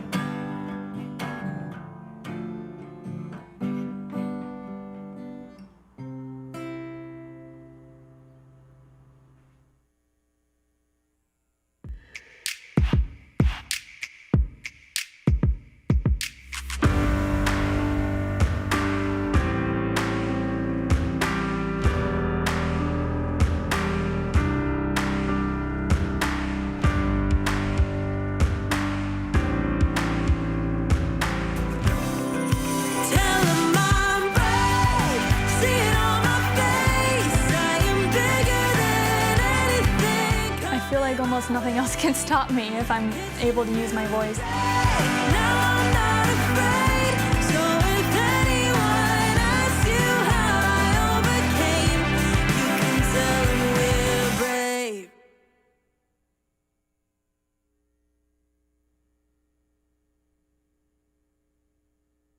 Hey everybody, and welcome to the LGBTQ plus panel. My name is Matt Kudish. I'm the Executive Director of the National Alliance on Mental Illness of New York City, also known as NAMI NYC, and I couldn't be more thrilled to be with you today. Before we jump in, for those of you who may not be familiar with the acronym I mentioned, LGBTQ+, LGBT stands for lesbian, gay, bisexual, and transgender. The Q can mean different things for different people. It could mean questioning, it could mean queer, and the plus is really there for us to be as inclusive as possible, as it's important that we recognize that we don't all fit so neatly into the L, the G, the B, the T, or the Q buckets. We may be intersex, we may be gender non-fluid, we may be agender, gender fluid rather, we may be agender, just to give you a couple of examples. As we kick off the panel, I thought it would be helpful to share a couple of statistics to better understand why the topic of LGBTQ plus mental health is so critically important.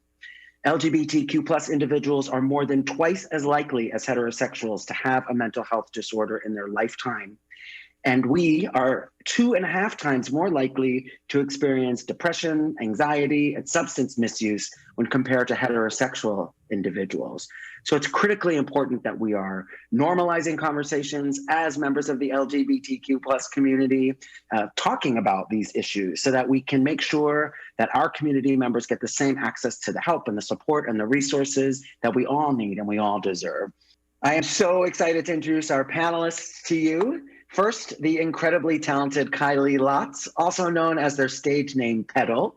We also have with us Aruna Rao, who's the executive director of Vasi Rainbow Parents and Allies and a board member of PFLAG. And last but certainly not least, Adam Callahan, Crisis Services Senior Manager of Digital Counselors at the Trevor Project. Welcome. Thank you all so much for being here today.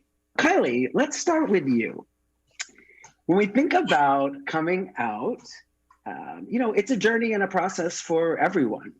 It's hard enough to think about managing that journey within yourself and your friends and your family, let alone when you're a public figure and a musician with a following and trying to build that following and a fan base.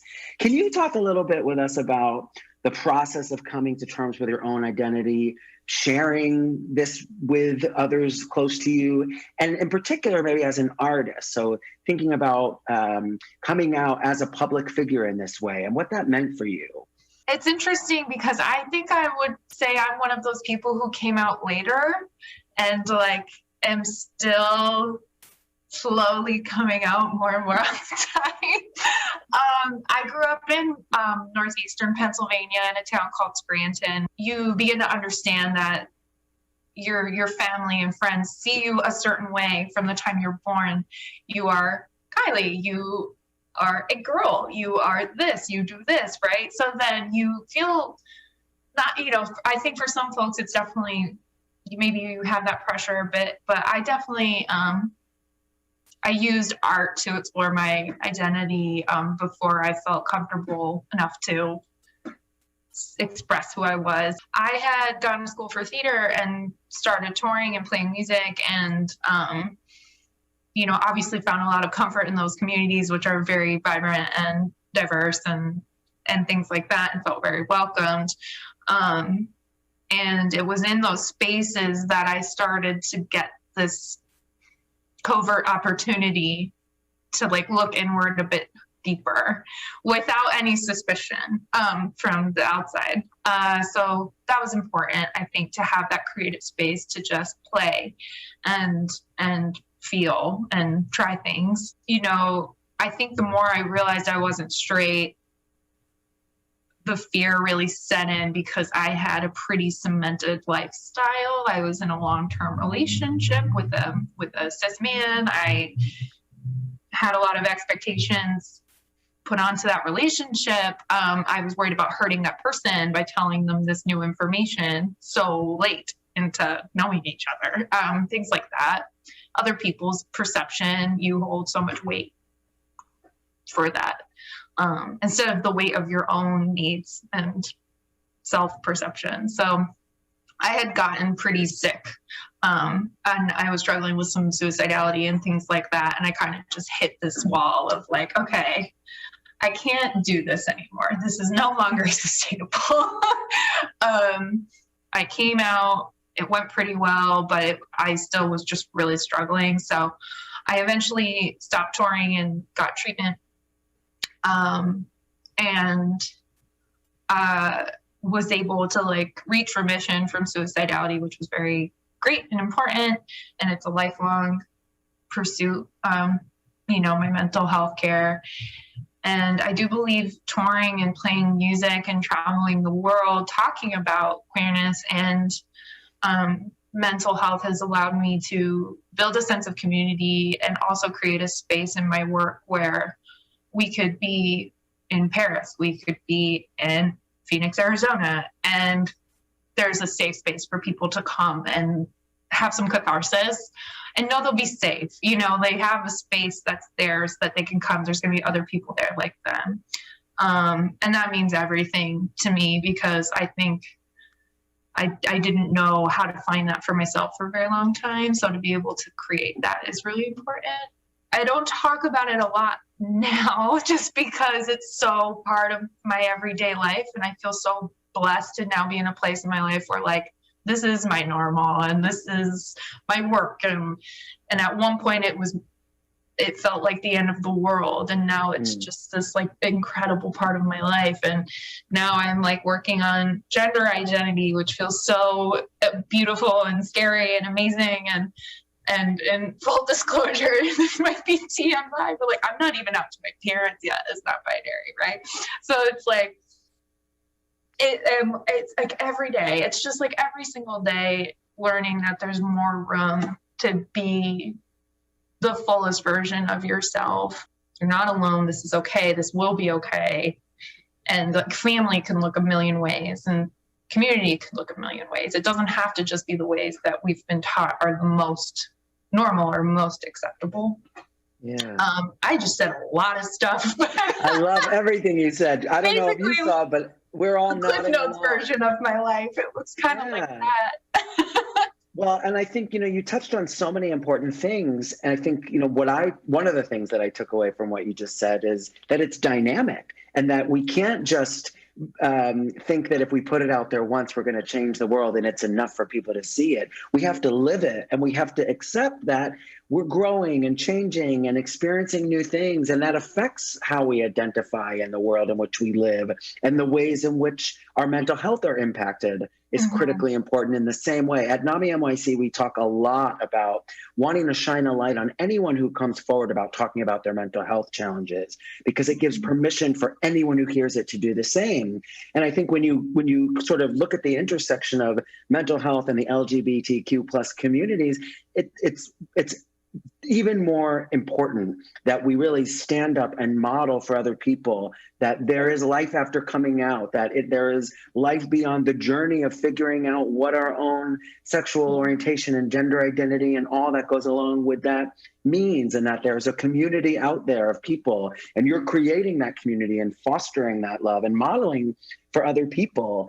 And I think, I want to go over to Aruna next, because Aruna, as a parent of a transgender child, there's so much to dig into there, both the journey that your child was on to first realize that they were experiencing the feelings that they were experiencing, and then for you to be brought into that. I'm so curious to hear a little bit more about how this has been for you through the lens of being a parent and wanting to take care of your child and the best for your child. When Kylie was talking about worrying about letting people down and what it means to not fit into the idea that others have for us, and how you as a parent and an ally in these communities have really experienced that through your child's experience, but also your experience as a parent of a transgender child. First of all, it's really wonderful to be in this space as an ally and as a parent. Too often we don't see families included in this conversation. And I think all of us know how important it is to have that family acceptance in so many ways for LGBTQ folks, because family acceptance, particularly for children, for younger children, will lay the foundation of, how they will feel about themselves later on in life. And, as all of us know, has a really strong impact on mental health. My child very early on gave me every indication that they knew exactly what their true gender identity was. But I, being first of all an immigrant, I'm an immigrant from India, and second of all, being someone who wasn't necessarily clued in to LGBTQ identity. I grew up in a very cis heterosexual world, and the people that I met were very much, straight and cisgender. And so I never really kind of had actually any real acquaintance with the LGBTQ community prior to my child sort of exhibiting any kind of, difference in gender. And so when they were very young and they were trying to show me and very clearly state for me what their gender identity was, I didn't know how to read it. And so that unfortunately led to many years of my kid actually deciding to not be who they really are, to not live in their true gender identity. And that is actually one of the first regrets I have. And that's one of the first things I do as a parent and an ally right now in this space, to make sure that parents understand, that they need to be looking for all these kinds of indications.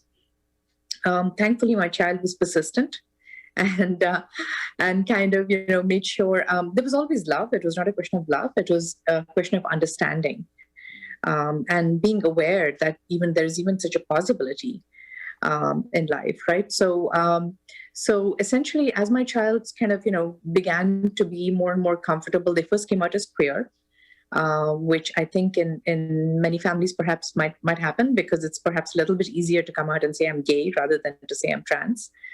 And so that was the first step that I had to take also in terms of acceptance and learning. My child came out as trans when they were in college. And I have to say that my learning progressed as and when I began to learn more and more about the trans community. So since I was actually already in some kind of activism space, I was able to meet transgender people, non-binary folks, and learn and understand about the journeys. And again, very importantly, learn about the impact of family acceptance on people's lives. And I think that's one of the things that actually I do appreciate about what I learned and what I did, which was to know that my child was not trying to be something or do something. This was just how they were. So it wasn't like I had any ability to change any of this. So that is, I think, the first step of acceptance, knowing that there is essentially, this is not about a choice. This is just about being. And the second thing that I really learned was that it's essentially a parent's job to defend your child, right? And so to make sure that whatever the community and the world around you says about your child's identity, it's not their business. And it's your job to stand up and say, my child is just perfect the way that they are. And that was hard. I have to say that, I was taught a lot of shame, right? Shame in terms of, let's not talk about this. Let's be hush-hush about this. Many of the same kinds of stigma-related behavior we have around mental health is very much there around transgender identities as well.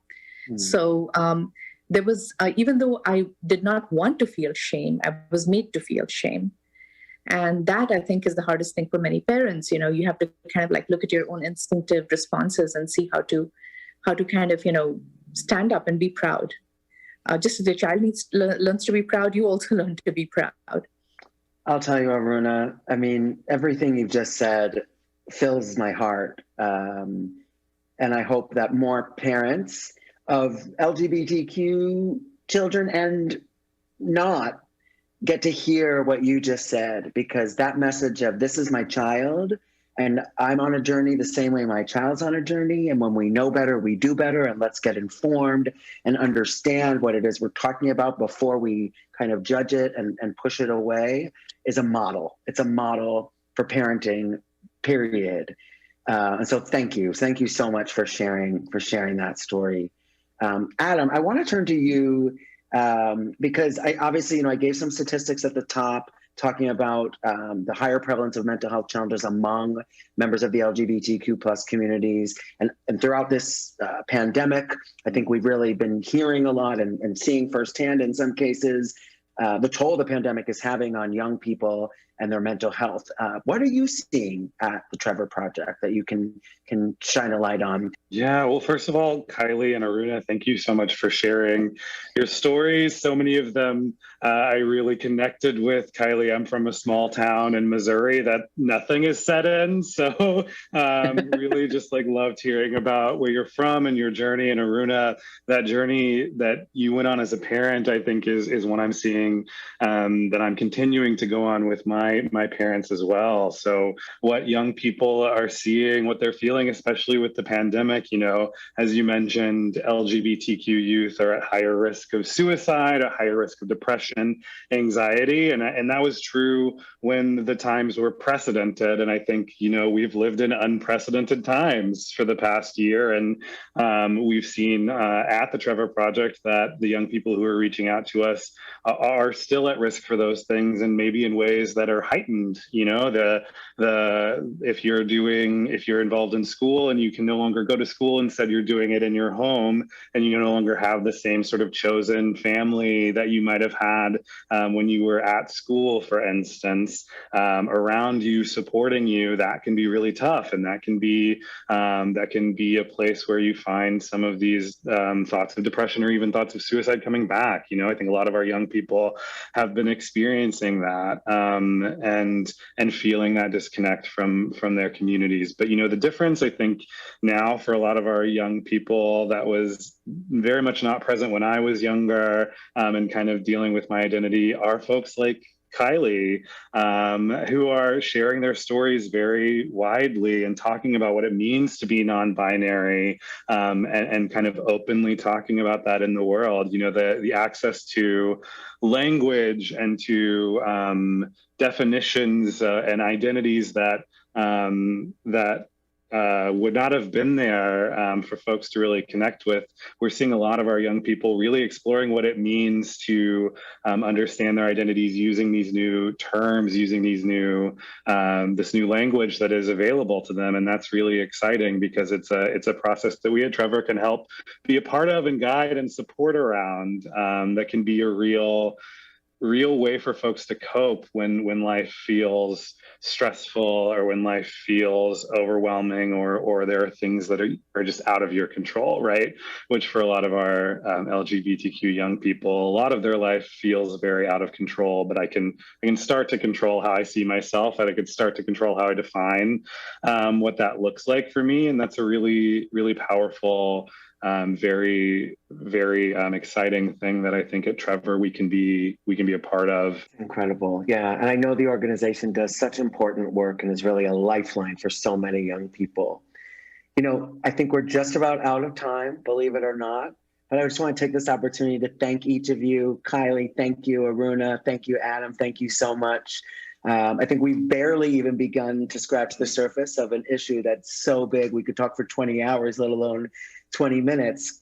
But I think the takeaway for me is that it's okay to live your true self when you find people who can support you and understand you and validate you and not judge you and accept you for who you are, even if they don't necessarily yet understand. So let's be great allies to each other, to our community members. Let's let people know that we are sources of safety and security if they are struggling or concerned, through our various ways of being public, whether it's on social media or an email signature or our LinkedIn profile. Let's just put it out there and make sure. And I invite all of you who are watching to do the same. Be out and proud as an ally, as an LGBTQ plus individual. Know the resources where you can send people when they need help. And thank you all so much for being a part of this panel today. I really appreciate it.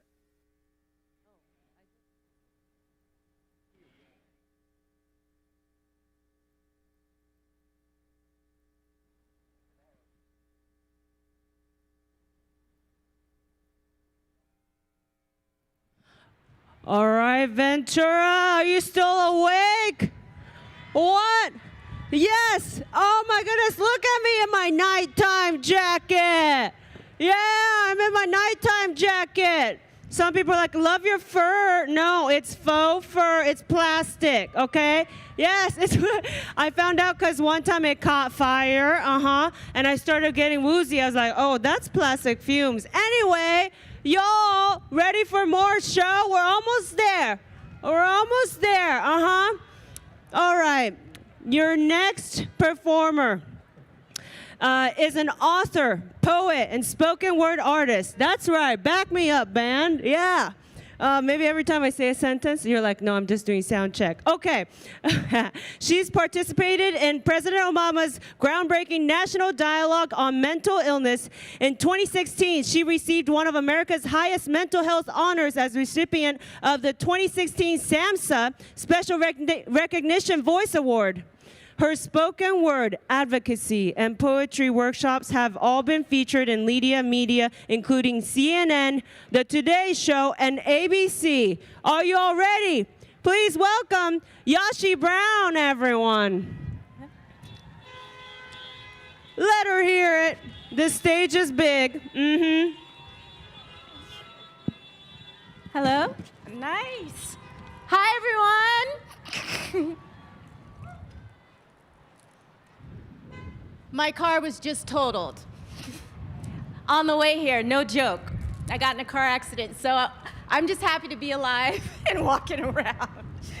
And I had to literally re-memorize my piece for you guys. So just bear with me, all right? I have a good excuse if I mess up.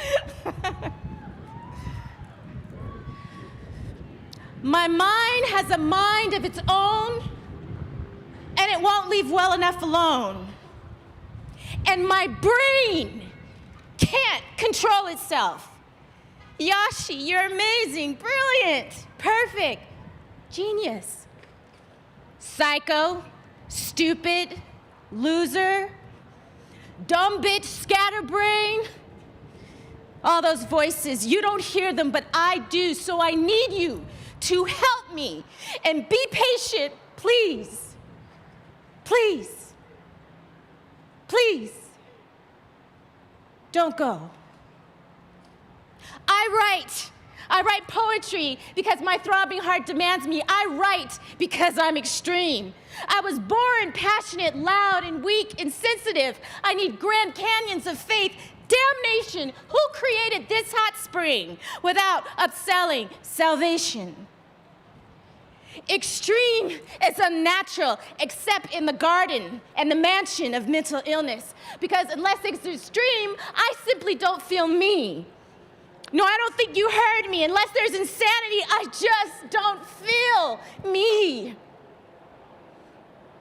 And if you look at me now, you would never know that I've been carted away on restraints with acts so deranged, more than 4 hospitalizations and then some. And will somebody please tell me, what are unbalanced chemicals anyways? I'm severely severe in all clinical severities, those severely thick psychiatric books with new severe terms every day, and I wouldn't know them, these chemicals, if they all ran up and bitch slapped me in the face. They're like unidentified flying objects, right? Right? We all have heard they exist. Most don't believe it. Only some see it. Those who live to treat it don't have the money to beat it. But those who entertain, what a gold mine. Best actor, best actress, best drama. Watch this reenactment once we finish editing the insane. Now walk outside, go downtown, go to New York. When you leave this place, homeless, hearts popping up and down like basketballs beating on the ground, those clowns. The stench, and the gibberish they say. There are no accolades. There are no Golden Globes. There's none of those awards. The reality is that they don't exist. But deep down, when I walk by, I see me before my recovery. The CEO sees his son that can't kick coke or methamphetamines. Mental illness does not discriminate. We know that we all see something. But God, I have worked on myself. I'm so good. I've worked on myself. I have grown. I have done my time to rise. Why must you show me this mess and splash cold water on me and humble me this way? And I look to the side. I don't want to see it. Homeless man, walk past me. But if my frequency was so high, because I go to church, I go to synagogue, I go to church, right? We go to our places of worship, mosque, we go to our places of worship, we're spiritual. Why can this homeless man look me in the eye and kindly say, God bless you, at the pocket change I just denied him. You know that. I know you've all have seen that. And if my frequency and vibration was so high, why didn't I connect with that secret power inside of him instead of the funk that fills my eyes and nostrils? We have it, all of us, we have it within ourselves to see the beauty, to see the perfection. Or like Rumi said, to see a universe instead of the stench. We do it every day with our children. We do it every day with significant loved ones. We see them at their best. We see them much more in their times of distress. When I was released from UCLA, I looked for the ones who conceived me. I looked for the ones who believed. I looked for the ones who support, those of my blood, as well as complete strangers, those of yours. I looked for the one who could look me in the eye and see me in the place most high because I felt down to the ground. I needed someone to see me at my best. Love, unconditional love. Once we get past the physicality of things and realize it goes much past all these pretenses and we're much more than just five senses, guys, much more. We'll understand and we'll see a royal reflection. And royal, it truly, truly is. Once we can lovingly realize and channel what will formerly be known as mental illness because it is royal in disguise. Thank you. Keep it going for Yashi Brown, everyone. Literally coming to you from a car accident, okay? What did you go through? Yashi, you want to stand with me while we introduce our next person? No, truly, keep it going for her, okay? With life-altering words. All I had to do was put on a plastic jacket just now. All right, here we go. Y'all, get excited now, because you love them. We all love them. They live in LA. Put your hands together for Fitz and The Tantrums.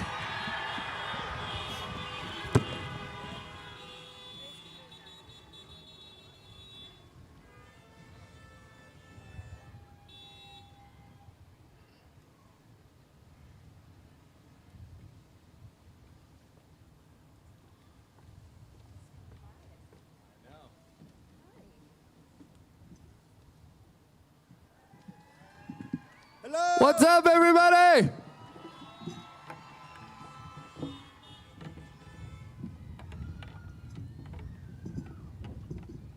Y'all get to see this top for 2 seconds because it's really cold up here.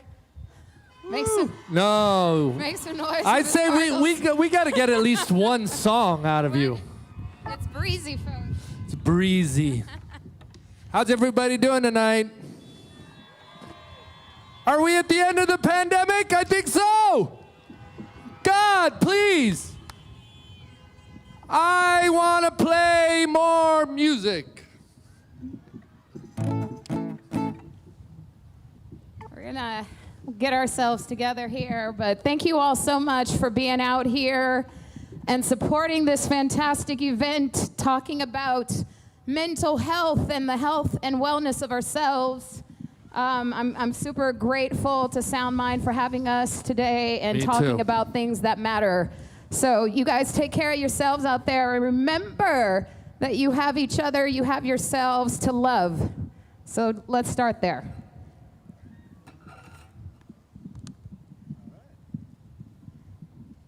You ready, Fitz? All right, we're going to do a couple songs if I can figure out how to use all my stuff. Joe, you're going to call the songs out so none of us forget, because it's been a year since we played music, but oh my God! All right, this one's called I Just Want to Shine.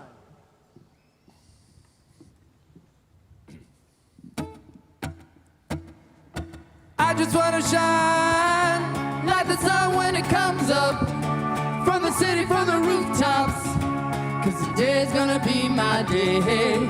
I just want to climb to the top of a mountain, standing tall when I'm my day, it's gonna be my day, day, day. Good night, stress, see you in the morning. I don't gotta guess, you're always there for me. Sowing them seeds of doubt, I think you like seeing me freak out. Good night, stress, see you in the morning. So wake up, I get out of bed, stay up, stay out of my head, 'cause it's dangerous, and I don't wanna lose my mind, no. I just wanna shine like the sun when it comes up, from the city, from the rooftops, 'cause the day's gonna be my day. I just wanna climb to the top of a mountain, standing tall when I'm howling, 'cause the day's gonna be my day.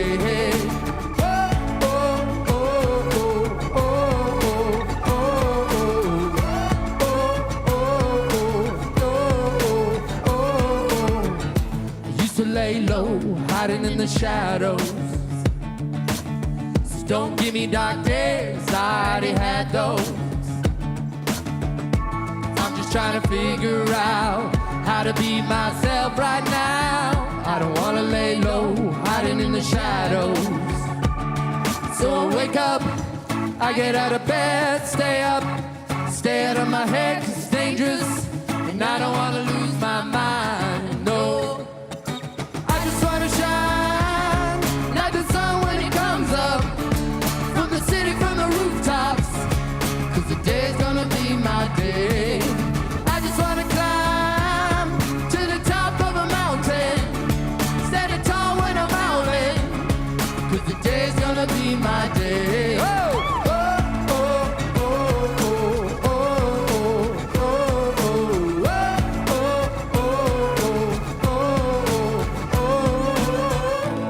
Wake up and I stay up, 'cause I'm sure good things will happen if I get out of my way.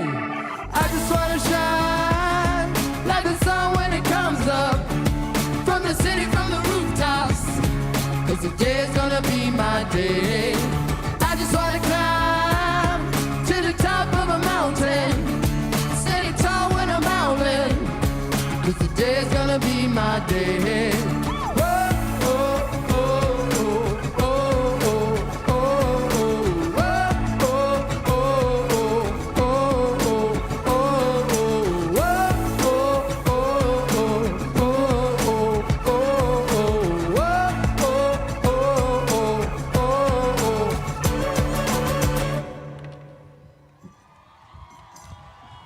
Thanks so much.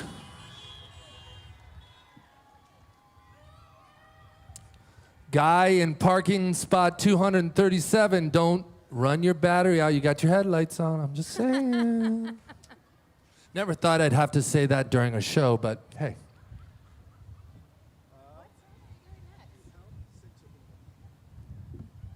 So honestly, guys, sincerely, we are so happy to be here, and just playing that song just now, I was like, oh, I still know how to do this. This feels right, and where we all need to be here today, finally feeling like we're all coming out of this, listening to live music. We're getting to play live music. We've missed it so much. We missed being in front of you guys this whole year. So thank you so much, everybody, for coming out tonight, supporting tonight.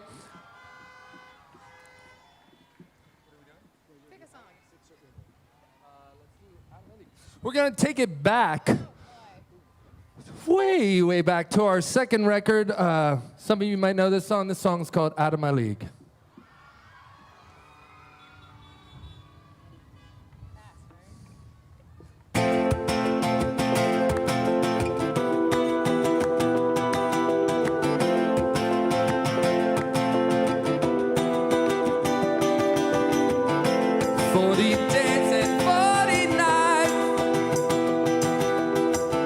I waited for a girl like you to come and save my life. Recall the days I waited for you.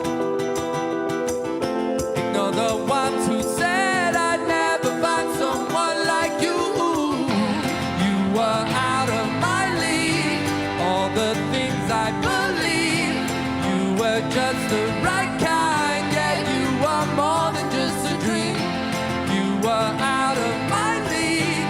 Got my heartbeat racing. If I die, don't wake me, 'cause you are more than just a dream.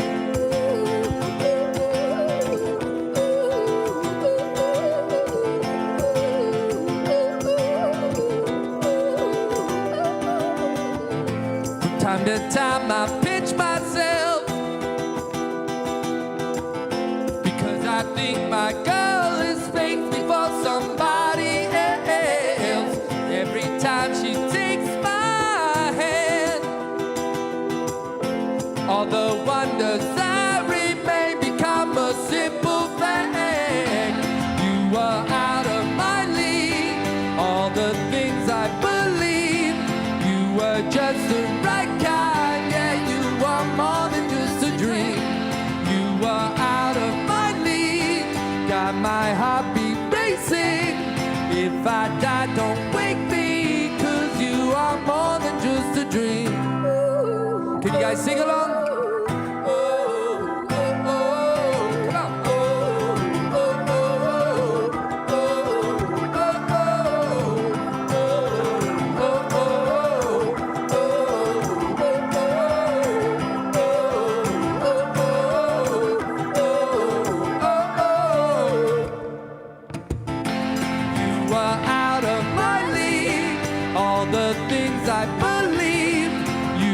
Just the right kind. Yeah, you are more than just a dream. You are out of my league.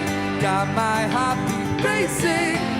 If I die, don't wake me, 'cause you are more than just a dream. More, more, more, more, more, more, more, more, more than just a dream. More, more, more, more, more, more, more, more, more than just a dream. More, more, more, more, more, more, more, more than just a dream. More, more, more, more, more, more, more, more, more than just a dream. More than just a dream.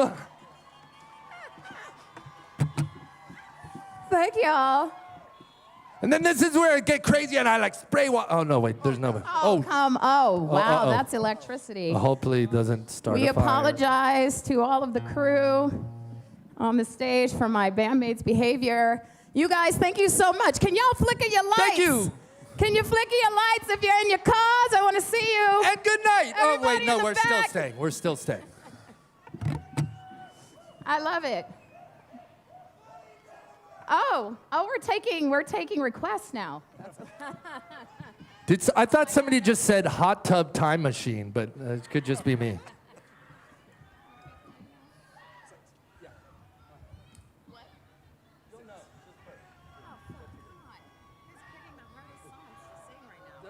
They're all the ones we know.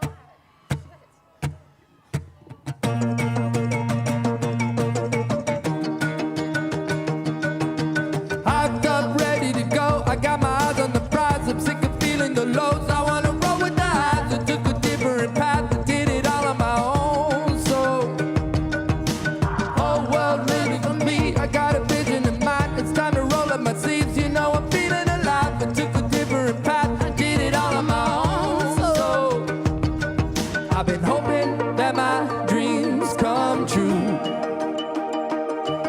And I'm hoping that I make it with you. 1, 2, 3, 4, count it up, count it up. 1, 2, 3, 4, 5, 6, work it up, work it up. We're gonna make it, shout it up, shout it up. 1, 2, 3, 4, 5, 6. Do you feel the vibe yet? Count it up, let me hear your zip go. Work it out, feeling like a Van Gogh. Worldwide, worldwide. Do you feel the vibe yet? Do you feel the vibe yet?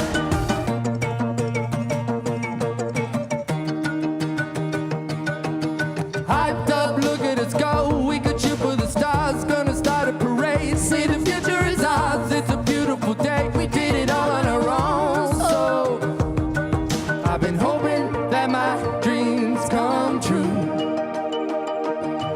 And I'm hoping that I make it with you. 1, 2, 3, 4, count it up. 1, 2, 3, 4, 5, 6, work it out, work it out. Think we're gonna make it. shout it out, shout it out. 1, 2, 3, 4, 5, 6. Do you feel the vibe yet? Count it out, count it out. Let me hear your zip code. Work it out, work it out. Feel it like a Van Gogh. Worldwide, worldwide. 1, 2, 3, 4, 5, 6. Do you feel the vibe yet? Hey, come on, I said. Do you feel the vibe yet? Get 'em up, come on, I said. Vibe yet? Yeah. Do you feel the vibe yet? Hyped up, ready to go. I got my eyes on the prize. I'm sick of feeling the lows. I wanna roll with the highs. I took a different path. Did it all on my own. So hyped up, look at us go. We can shoot from the sides. Gonna start a parade. See the future in eyes. It's a beautiful day. We did it all on our own. So 1, 2, 3, 4. Count it out, count it out. 1, 2, 3, 4, 5, 6. Work it out, work it out. Think we're gonna make it. Shout it out, shout it out. 1, 2, 3, 4, 5, 6. Do you feel the vibe yet? Count it out, count it out. Let me hear your zip code. Work it out, work it out. Feeling like a Van Gogh. Worldwide, worldwide. 1, 2, 3, 4, 5, 6. Do you feel the vibe yet? Hey, come on, I said. Do you feel the vibe yet? Get it up, come on, I said. Vibe yet? Yeah. Do you feel the vibe yet? Vibe yet?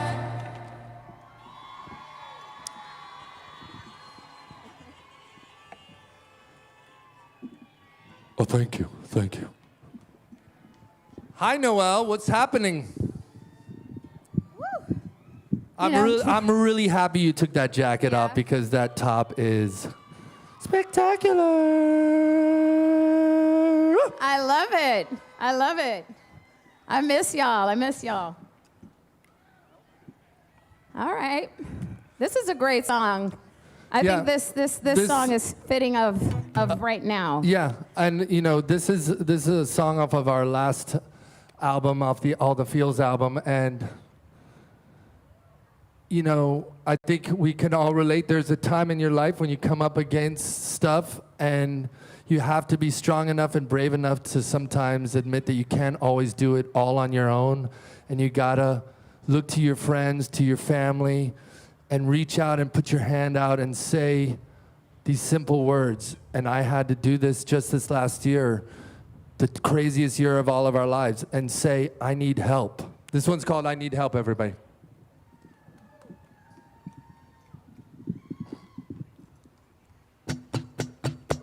Sometimes I just need a little help. Why do I try to take the world all by myself? I'm asking you please a little help. Tell me you'll be there when I need somebody else. I need help. I need help. Self-sufficient, self-reliant, all my life, yeah, I've been trying to depend on no one else but only me. I got strong and ended up believing I was strong enough, and I was young, and young is always so naive. When my demons start speaking up, when the bills they keep adding up, when the tables run out of luck, sometimes I just need a little help. Why do I try to take the world on by myself? I'm asking you please a little help. Tell me you'll be there when I need somebody else. I need help. I need help. I need help. Uh-oh.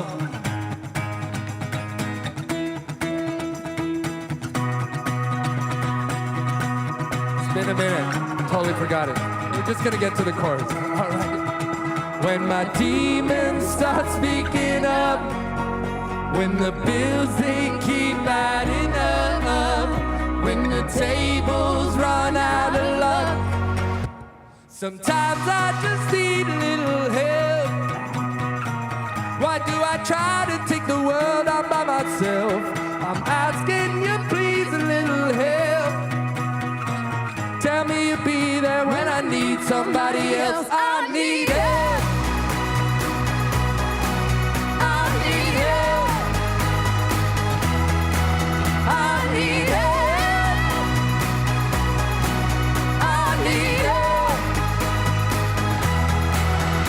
When my demons start speaking up, when the bills they keep adding up, when the tables run out of luck, sometimes I just need a little help. Why do I try to take the world on by myself? I'm asking you please a little help.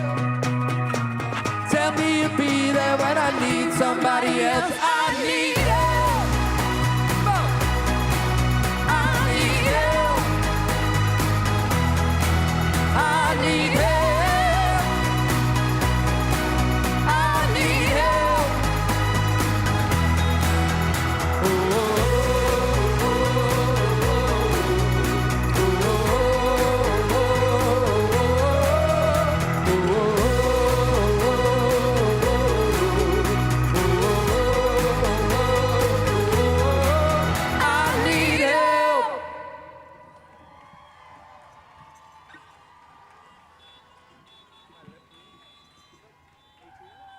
What?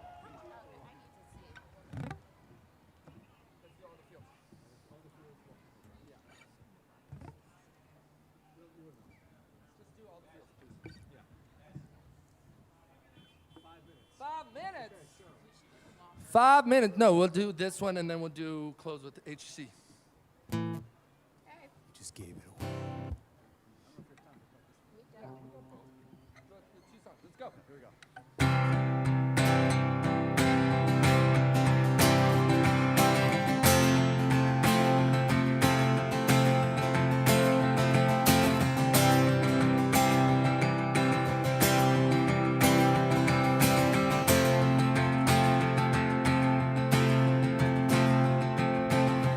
It comes and goes. We're out here chasing a feeling. Up high, down low. We go from the floor to the ceiling. We fly, we fall. We get back up and try again. Some do, some don't. Some will, some won't. I wanna feel just a little, just a little, just a little. Put my heart in the middle, in the middle, in the middle. Wanna live just a little, just a little, just a little. Wanna feel just a little, just a little, little bit more, little bit more. Big heart, big plans, big dreams, and we ain't even sleeping. Who can? We can. We dive right into the deep end. You win, you lose. You get back up and try again. Some do, some don't. Some will, some won't. I wanna feel just a little, just a little, just a little. Put my heart in the middle, in the middle, in the middle. Wanna live just a little, just a little, just a little. Wanna feel just a little, just a little, little bit more, little bit more,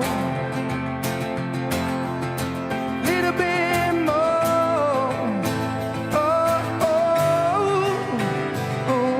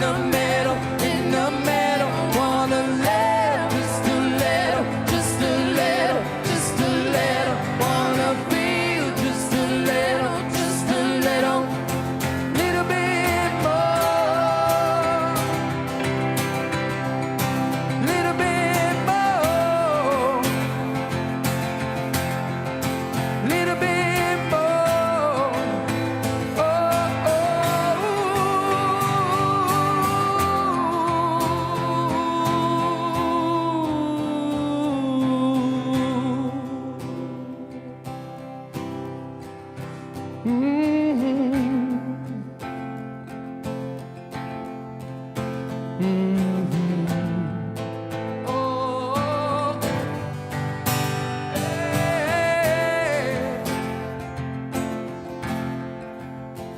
bit more.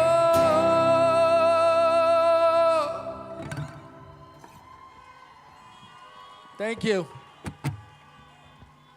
I thought we had more time, but they're kicking us on stage, so we got time for one last song. Y'all better stand up for this one. Come on now.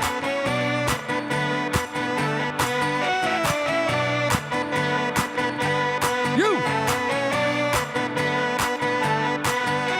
Somebody save your soul, 'cause you've been sinning in this city. I know too many troubles, all these lovers got you losing control. You're like a luxury, a drug to me, my sugar and gold. I want the good life, every good night, you're a high one to hold. 'Cause you don't even know. I can make your hands clap. Come on, I can make your hands clap. Somebody save your soul, 'cause you've been sinning in the city. I know too many troubles, all these lovers got you losing control. You're like a drug to me, a luxury, my sugar and gold. I want your sex and your affection when they're holding you close. 'Cause you don't even know. I can make your hands clap. Sing it! Every night when the stars come out, am I the only living soul around? Need to believe you could hold me down, 'cause I've been needing something good right now. We could be screaming till the sun comes out, and when we wake we'll be the only sound. Get on my knees and say I'm searching down, that I can make your hands clap. Oh!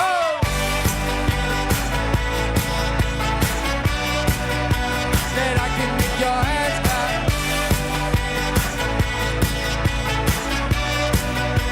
That I can make your hands clap. My flesh is searching for your wisdom, let's don't ever deny. I'm like a stranger, give me danger, all you're wrong and you're right. She gets on Broadway to the freeway, you're a keeper of cry. Feel no conviction, grace of pride could only sweeten your wine. 'Cause you don't even know. I can make your hands clap. Sing it! Every night when the stars come out, am I the only living soul around? Need to believe you could hold me down, 'cause I've been needing something good right now. We could be screaming till the sun comes out, and when we wake we'll be the only sound. Get on my knees and say a prayer down, that I can make your hands clap.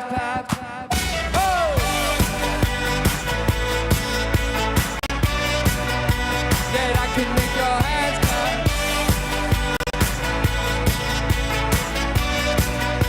That I can make your hands sing it. That I can make your hands clap.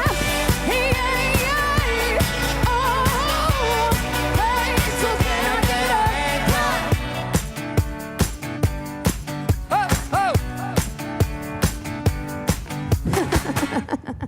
Ventura, thank you guys so much. We love you guys. Stay safe, stay well, treat each other with love, compassion, and kindness. Stay tuned for All Time Low.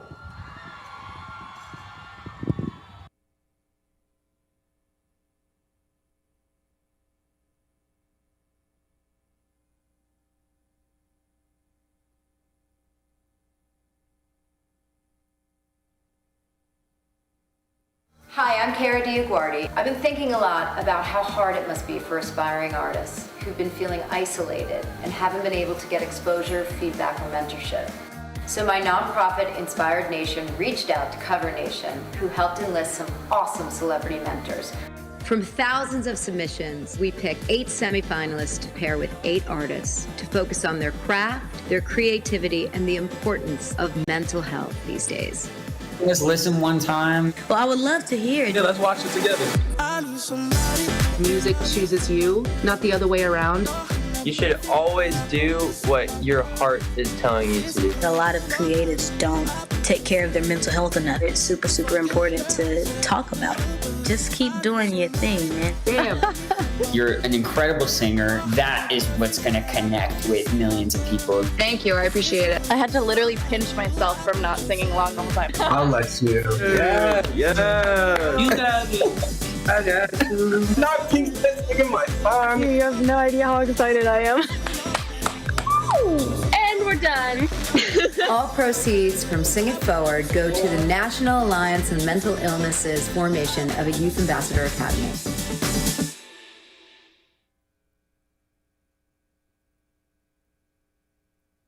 Hey everybody, thank you for joining us today in this panel about mental health in the music industry. My name is Zach Bohr. I'm going to be the facilitator today. I am a licensed marriage and family therapist based in Los Angeles, California, and am the co-founder and clinical director of Backline.care, which is a national nonprofit that connects music industry individuals and their family members with a trusted network of mental health providers and wellness providers throughout the US. Super, super excited to have our three awesome panelists today. We have Noelle Skaggs from Fitz and The Tantrums and Diversify the Stage. We have Danielle Geiger, who is a vice president at Atlantic Records, and Shireen Janti, who is the senior director at Music Cares. So thank you all for being here. This topic is super close to my heart, something I live and breathe every day. I'm just curious to know like what you all are seeing in the industry, what you think is important, and how we can continue this conversation, which has really, really started to ramp up over the last few years, especially during the COVID times. So Danielle, I'm gonna start with you. Tell us from the label perspective, what are you seeing in terms of your artists' mental health and your coworkers' mental health? What are the issues that you see come up? And tell us what Atlantic Records is doing to help with some of these issues that you see. Totally. Well, I think obviously there's a wide range of mental illnesses, and all of us to one degree or another have come in contact or experienced mental illness. And I think that there are particular stressors that musicians go through and have that the general public doesn't necessarily relate to, and have particularly, really popped up in the pandemic with, touring is usually something I think that is a stressor, but lack of touring in the pandemic has definitely been something that has come up in the music industry, and loss of jobs and different politics that have come up, social injustice. A lot has really come up in the last year that everyone's trying to deal with. So I think anxiety is probably the one mental illness I would say really sticks out in terms of like recent pop-ups. And I think that we'll probably continue to see that, like social anxiety as well, when we start to open up more. And we do start to have meetings in person and have to do interviews and all this stuff that we haven't had to deal with this past year. So I don't think that that's going to stop anytime soon. I think also just like mental health awareness, our artists are starting to tap into more, like Noelle joining this festival and some of our great artists that are performing for it. I think everyone's seeing how important it is to raise this awareness and start to really tackle this in the music industry. So I would say, to answer the first question, anxiety is one thing I'm seeing raise its head a little more so than a lot of other things. In terms of Atlantic, I think we're really trying to find our footing with this and really have some resources for both our artists and our employees during both this time, but beyond the pandemic, because we all know mental illnesses didn't start in 2020. They've been going on for a long time, and now people are finally starting to focus on it. So we've just partnered with Talkspace. We're going to be providing all of our artists free access to the premium text and call for Talkspace. So that's now a tool that we will be offering. We're also this week holding mental health seminars for our employees, which is really, I think we talked about this last time when I was planning it, but it is really like educating our employees on what mental health is and how to deal with artists when they're going through it. So how to de-escalate a situation, or when Noelle's on the road and we're with her and they're doing promo and something comes up, like, who do I go to? Like, how do we deal with this together? So there's definitely some exciting things going on. There's a few things that are being piloted by our big boss, Max Lozada, to kind of roll out Warner Music wide, that are a little too soon to talk about, but there's definitely a lot of initiatives that we're working through right now at Atlantic. It's amazing. And I specifically love the part of this, which is like actionable things, right, tangible things that are coming out of this. But also I think you picked up on such an interesting point, which is like the anxiety of reintegrating back into the world. So Noelle, from the artist perspective, how does this, as much as you feel comfortable sharing, like, has this affected you? How does it affect you? How do you see the mental health issues play out within you as an artist and the community of artists that you find yourself in? Like, what does that look like? It's interesting because I'm one of, probably one of many individuals that actually, has been dealing with bipolarity for a long time. I remember going through my touring existence, for about 2 years of our like peak. It was like after Out of My League and The Walker was, blowing up on our second record, and we were getting into the third, and it was just like everything just kept coming and coming and coming.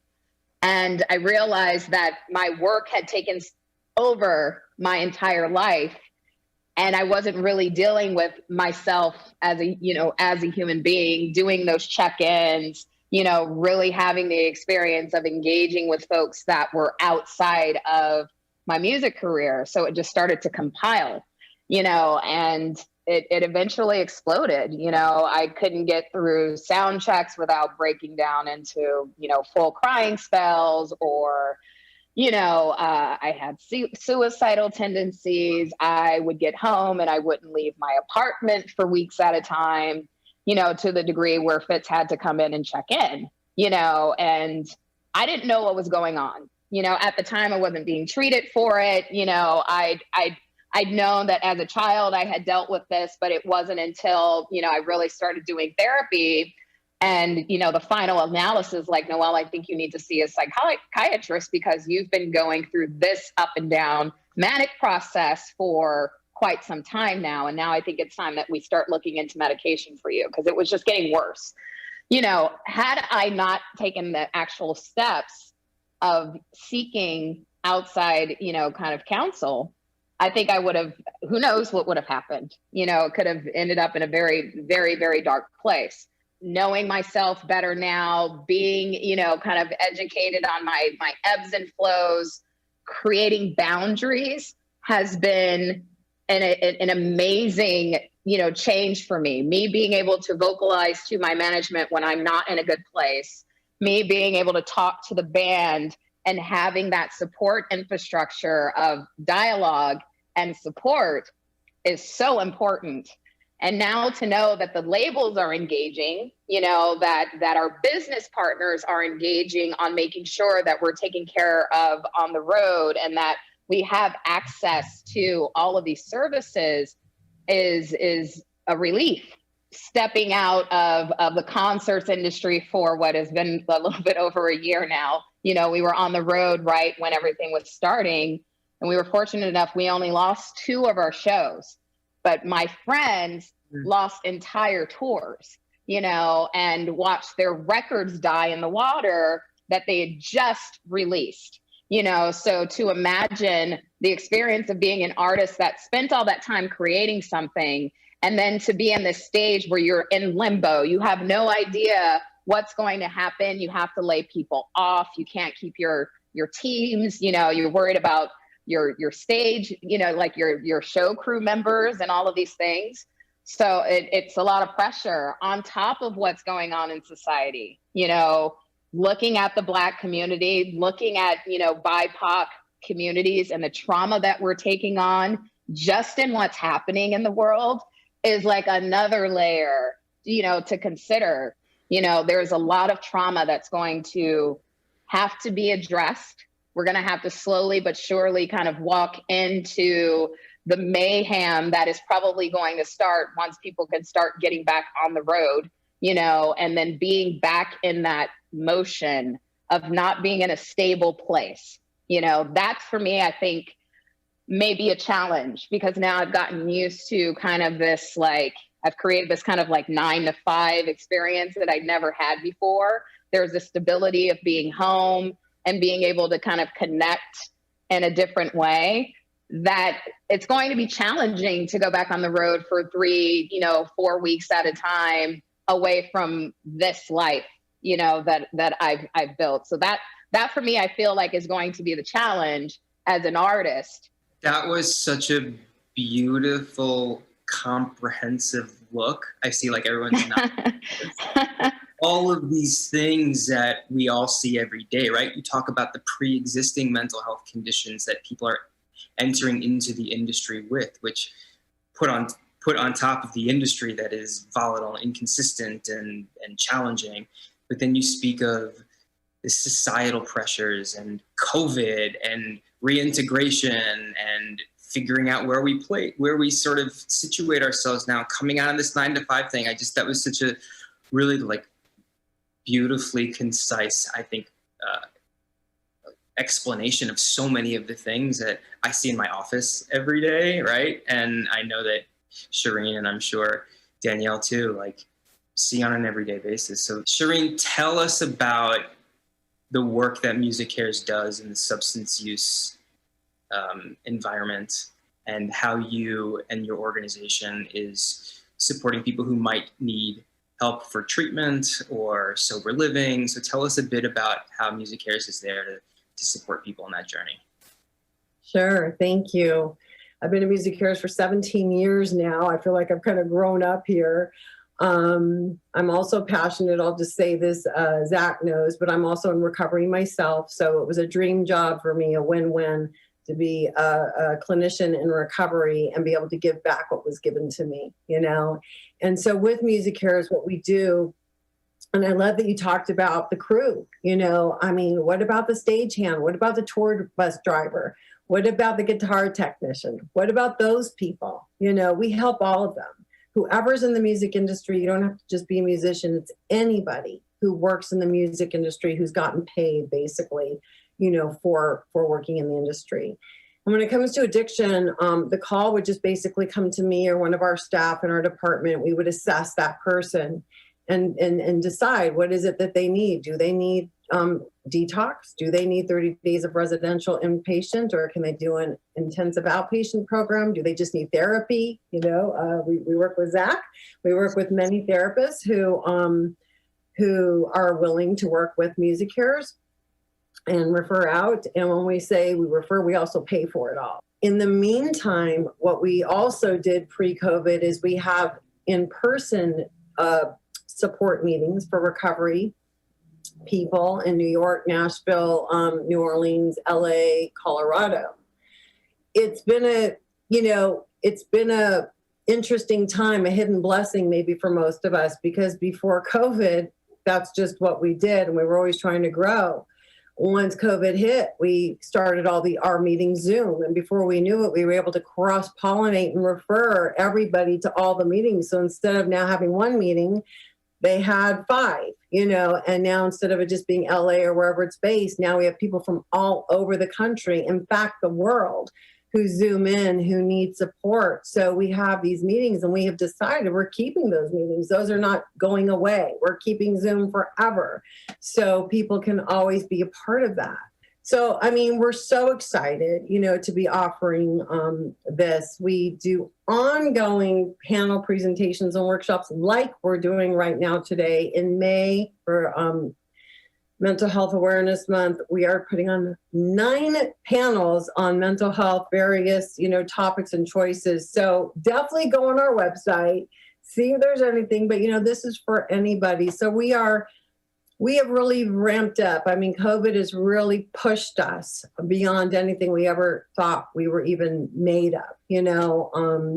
Just to give you a quick number, typically before COVID, like our last fiscal year for the whole entire year, we helped 8,700 people. That's for the entire year, all of our services, the whole year.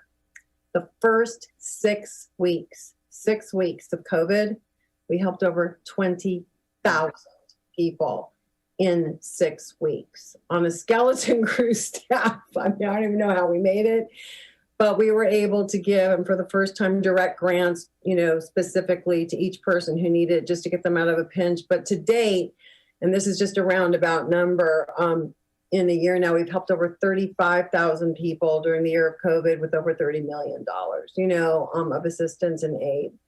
Yes, there's an uptick definitely in the world of addiction and people relapsing or just getting worse, but also for the people that aren't necessarily alcoholics or addicts, but like you said, that just with depression, when you say anxiety, well, the anxiety leads us into depression, you know, and depressed. And so people that aren't necessarily an addict or an alcoholic have definitely been drinking more, using more prescription pills, you know, whatever to like keep. And so even with that, we've been able to help just guide them to therapy if they need it, to like regulate. You know, I've had people call, I'm drinking too much. I'm taking pills more than I normally would, you know, or I never did. So there's definitely been an uprising and an uptick in all of it. And we just have resources how to navigate what's best for each person and help just restabilizing them, you know, and helping them deal with what's going on. So I love all of that. I love all of that. Thank you all for the work you do. We talk about you often. We talk about Music Cares and Backline often, and you know, my conversations and discussions with Diversify the Stage, you know, partners, and figuring out how we can create standard practices of training and give resources to people, you know, with these organizations. You know, these are the organizations that you can look to if you need help, all of these things. So we bring up Music Cares often. So I'm so happy you broke all of that down, because it's definitely something that we're going to be adding to our resources so that people know where to go when they do need help. I mean, Danielle, all of you, Noelle, like, you know, people sometimes forget we're there, you know, and we're there and we're always there. And don't ever be scared to pick up the phone, no matter what it is. And just call us and let us know. I love that. Sorry, I was just going to say, I love that I come from international marketing and promotions. So personally, hearing you talk about how there's like a global component and you're reaching people outside of the States as well, I think is super important, because, you know, often like we do have artists from different parts of the world that are, you know, struggling with the same things. So it's cool to see other people are tapping into that. And I can tell you from a practical standpoint, I have several clients in my practice who come, you know, March, had no funds to pay for therapy anymore. And Music Cares was there to continue that care with me and throughout what was probably the hardest periods of their lives. So we're grateful to everything you do, Shireen. Danielle, thank you so much for being on here. Noelle, thank you so much. This is such a important conversation, and it's so exciting to be continuing the conversation and bringing new voices and opinions and perspectives to keep this conversation going, so we can continue to affect change and make change and give people resources and support their emotional well-being in the creation of the music that we all love and need in our lives. So thank you all.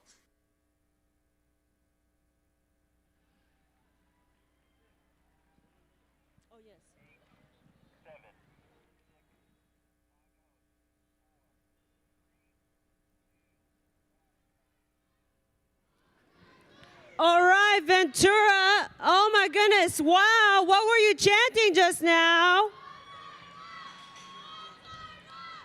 Yes, that's right. Oh, how'd you know? How'd you know? All time low. Okay, yeah, but you gotta calm down because we got two speakers up here before all time low, which you know. I know.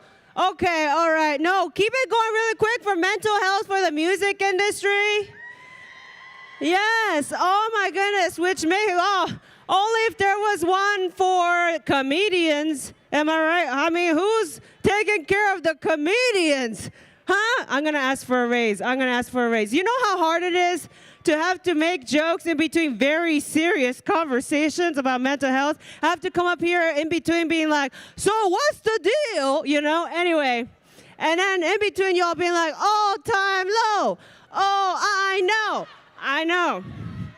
I know, but first, we are here, first and foremost, for mental health. So we have two speakers here who are going to tell you really quick about what they do and why we're here. So it's Roberta Griego and Patty Pape. Roberta is the Director of Operations, and Patricia is the Board President of National Alliance of Mental Illness of Ventura County. The mission of NAMI Ventura County is to provide emotional support, education, and resources for families affected by mental illness. Through community collaboration and education, they advocate for a life of quality and dignity. These are good people, y'all. One without discrimination for all people affected by this illness. So really quick, let's welcome Roberta Griego and Patty Pape, everyone.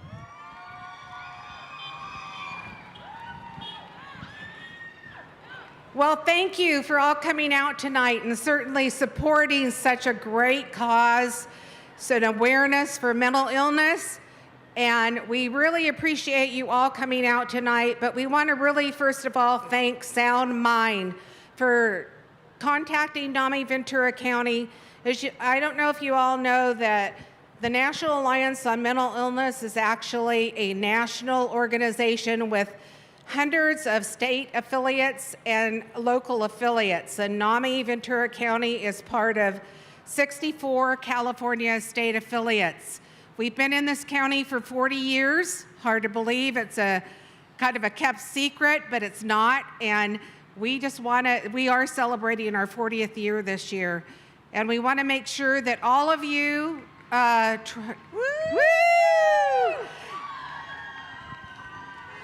we want to make sure that all of you are aware that NAMI is here. Our office is in Camarillo. Our website is namiventura.org. And please, any of you that know that need individuals that need help, families, loved ones, as well as the peers, that we're here to support all of you. And so thank you tonight for coming out. Thank you for donating. And thank you for supporting NAMI National Alliance on Mental Illness. Thank you. Go ahead. Thank you, Roberta. And I would like to invite all of you to participate in our annual fundraiser this Saturday from 10 to 1 o'clock, streaming live, VenturaCountyNAMI.org. And we are going to be raising funds with our virtual walk. So join us then. And now I'd like to introduce the next artist. Yeah. Who their hit song Monsters last year held for 11 weeks at #1. And their newest single, Once in a Lifetime, immediately climbed into the top 10. So let's give it up for our next band, All Time Low. Now you say it. All Time Low.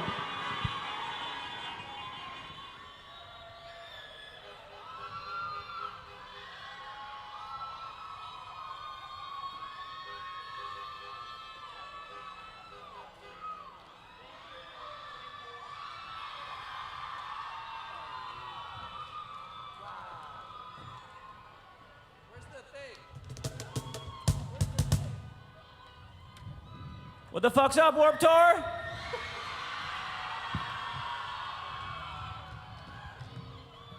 Hey, everybody. What's up, guys? We're All Time Low. We haven't played a show in a long time. This feels so unbelievably good. I can't see any of you, but I can feel you.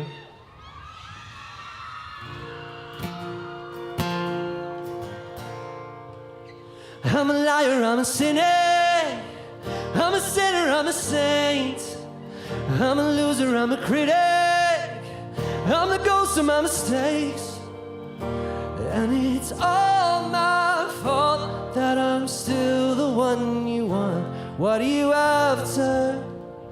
Some kind of disaster, yeah.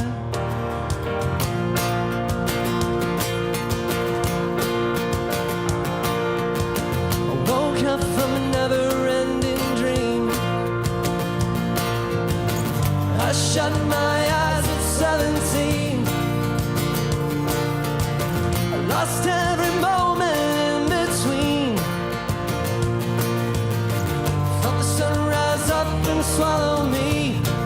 Yeah. And it's all my fault that I'm still the one you want. I'm a liar, I'm a sinner. I'm a sinner, I'm a saint. I'm a loser, I'm a critic. I'm the ghost of my mistakes. And it's all my fault that I'm still the one you want. What are you after? Some kind of disaster. Yeah. Hey! Crashed down from my high, it felt so real. I never knew how much it would hurt to feel. You gotta hurt sometimes to learn to heal.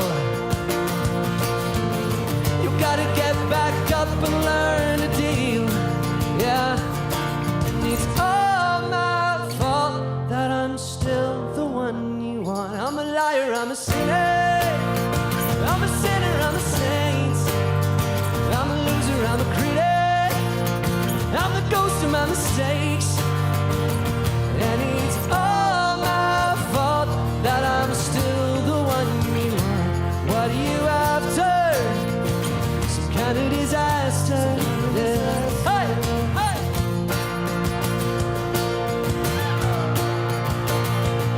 Well, I've sung this song 1,000 times. I wore the crown, I sold the lie. I lived the life and paid for every crime. It's all downhill till it's a climb through blood and tears, but I don't mind. I'll just keep singing on and on and on and on and on. And it's all my fault that I'm still the one you want.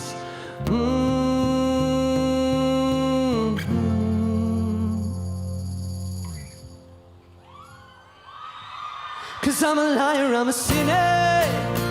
I'm a sinner, I'm a saint. I'm a loser, I'm a critic. I'm the ghost of my mistakes.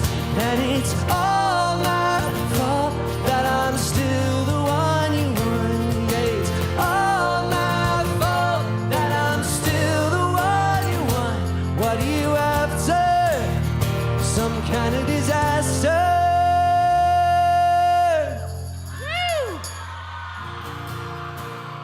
Ventura! All right! Ah! Oh, yeah! Thank you very much. Whoa, dude. We're back, baby! We decided to take a year hiatus. The band told me to practice guitar. And I said, I just want to get to level 69 on Fortnite. Got to 74, baby! Woo! Beyond. Beyond. You beat those expectations. I'm always going to do that for you, man. Hey, great job, man. I'm proud of you. Thanks, man. That means a lot. We fucking miss you too so much. I can't even begin to tell you. It's not even gonna make sense if I try to go into it right now, but this is my lifeblood, people. This right here is everything to me. I'm so happy to be back with y'all. Should we do a circle pit with the cars? Can we get a car circle pit? Everybody just start doing donuts. Drive and...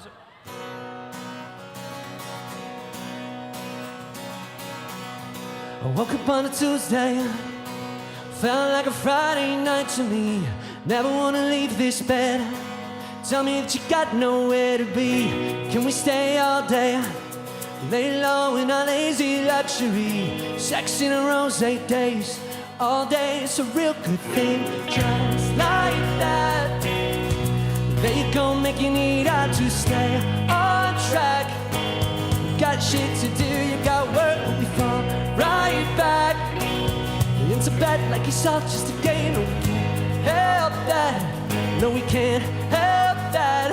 So we fall right back, just like that. If I said I want your body, would you hold it against me? 7 in the morning, wanna listen to Britney. Anything you wanna, baby, that's okay with me now. We don't sleep, but we like sleeping. Closing up the curtains while you call out of work now. Turning on my phone while you take off your shirt now. Waste another day, another night, another weekend. We don't sleep, but we like sleeping in.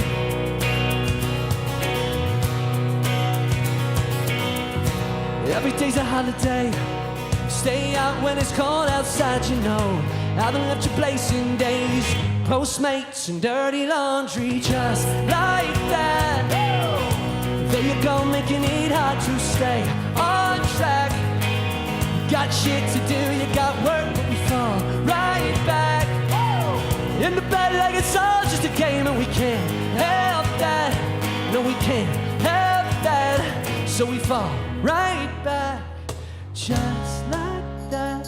If I said I want your body, would you hold it against me? 7 in the morning, wanna listen to Britney. Anything you wanna, baby, that's okay with me now. We don't sleep, but we like sleeping. Closing up the curtains while you call out of work now. Turning up my phone while you take off your shirt now. Waste another day, another night, another weekend.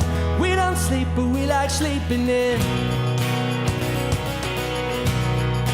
We like sleeping in. We like sleeping in. We like sleeping in. Sing it with me. If you said I want your body, would you hold it against me? 7 in the morning, wanna listen to Britney. Anything you wanna, baby, that's okay with me now. Closing up the curtains while you call out of work now. Turning on my phone while you take off your shirt now. Waste another day, another night, another weekend. We don't sleep, but we like sleeping in. Would you hold it against me? 7 in the morning, wanna listen to Britney. Anything you wanna, baby, that's okay with me. We don't sleep, but we like sleeping in. Woo! Thank you. You guys sound amazing. This is a vibe. You know, I don't think hoods are made for guitar straps. There's just they compete with each other. You know, man? I wish they told you that in high school. I'm having a very hard time. Having a very hard time with the hood.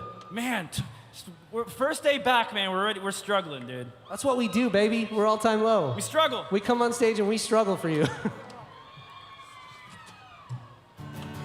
Sorry. Man. Sorry, Danny. So, Ventura, how's everybody doing? Make some noise. Yo. This is absolutely mind-blowing because obviously we've all been deprived of this for so long, and I've been watching everybody come out here tonight and put on a great show. Everybody in between bands saying very poignant, meaningful, incredible things, and all I can say, like the sentiment that really resonates with me is the idea that this community gathering, people coming together, dancing, singing, having a good time, it's fucking everything. It's everything. And it's really good. It feels really good to be able to do this with all of you tonight. So thank you. And for such a good cause, for such a good reason. It's incredible. This song is called Missing You.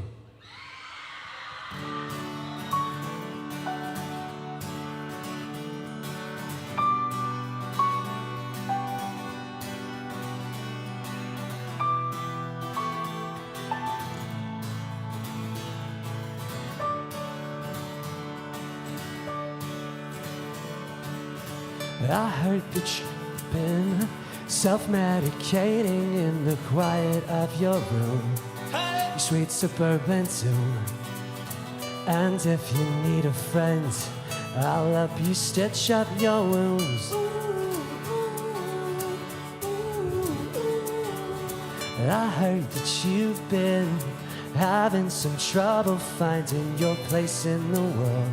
I know how much that hurts, but if you need a friend, then please just say the word.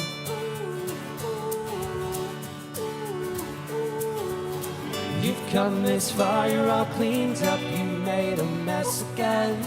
There's no more trying, time to sort yourself out. Let's go! Hold on tight, this ride is a wild one. Make no mistake, the day will come when you can't cover up what you've done. Now don't lose your fight, kid. It only takes a little push to pull on through. With so much left to do, you'll be missing out. We'll be missing you. I heard that you've been having some trouble finding your place in the world. I know how much that hurts, but if you need a friend, then please just say the word.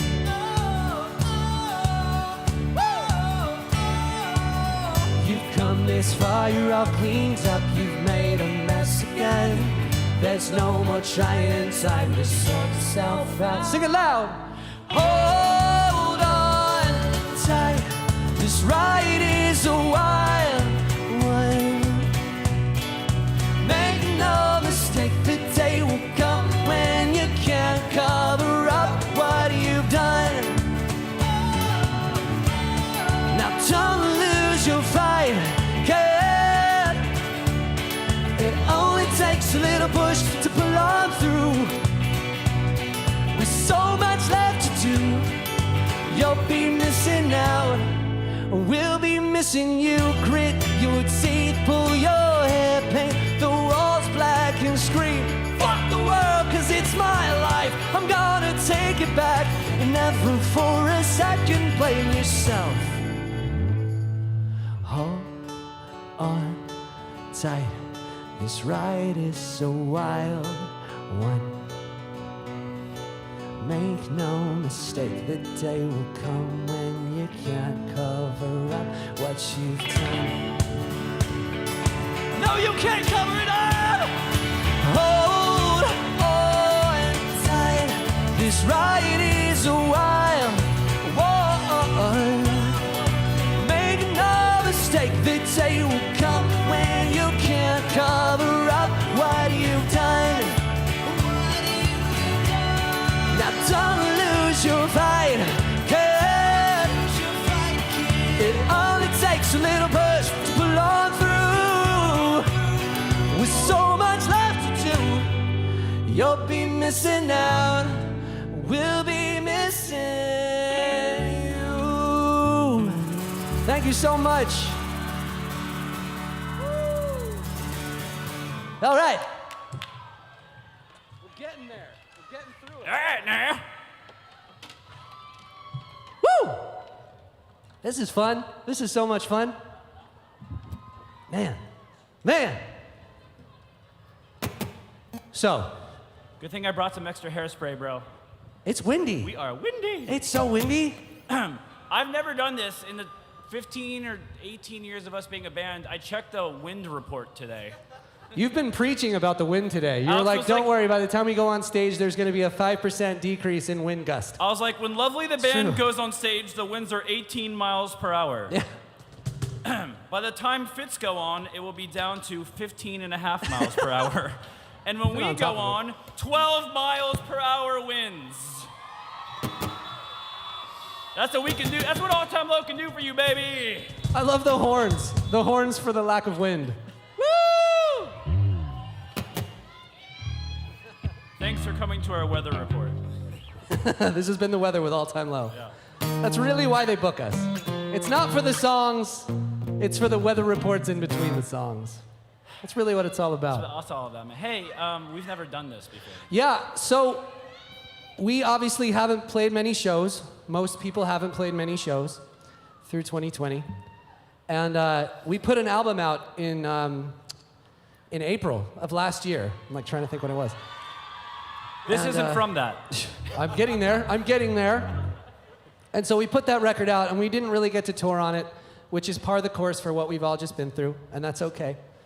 But we basically said to ourselves, what can we control? Control the things you can control, you know? That's really all you can do. And so we said, we can control our music, we can control our creative. Let's get back in the studio, let's keep making music. Because it felt good. It felt like what we needed to do for the times. And we wrote this song called Once in a Lifetime. And it just came out pretty recently. And we're going to play it for you now. This is the first time we've ever played it for anybody, really. So it's exciting. If you know it, please sing it with us at the top of your lungs. Don't think I don't see you all the way around. I'm listening. Once in a lifetime. Once in a lifetime.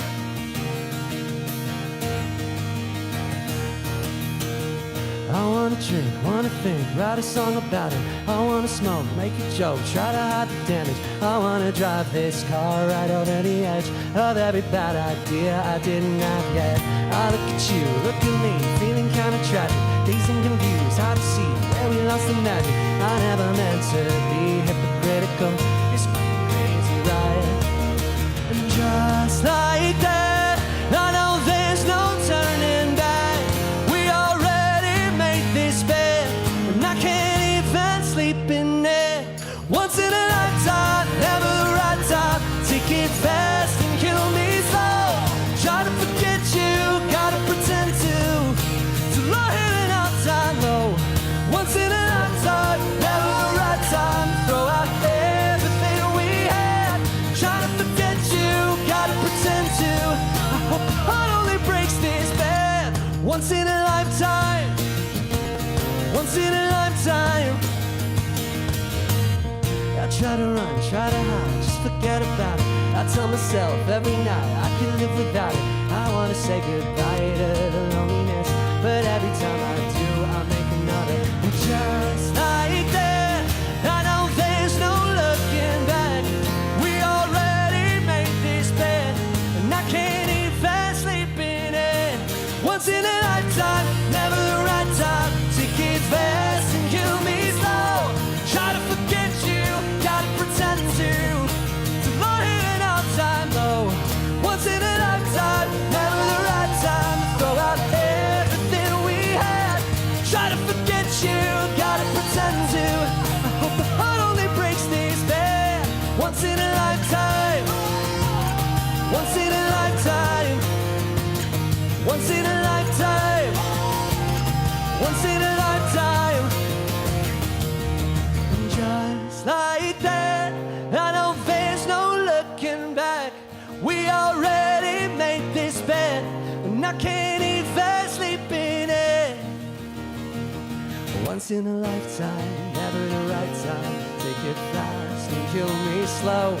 Try to forget you, gotta pretend to, till I hit an all-time low. Once in a lifetime, never the right time. Throw out everything we had. Try to forget you, gotta pretend to. I hope the heart only breaks this bad. Once in a lifetime. Once in a lifetime. Once in a lifetime. Once in a lifetime. Thank you very much, Ventura. Thank you, thank you, thank you. That felt good. That felt real good. You guys are amazing. Make some noise for our very good friends, Lovelytheband. Woo! They crushed it. They crushed it.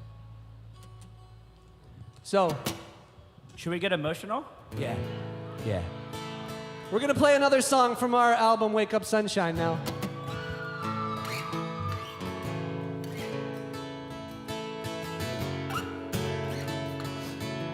When I wrote this song, I pictured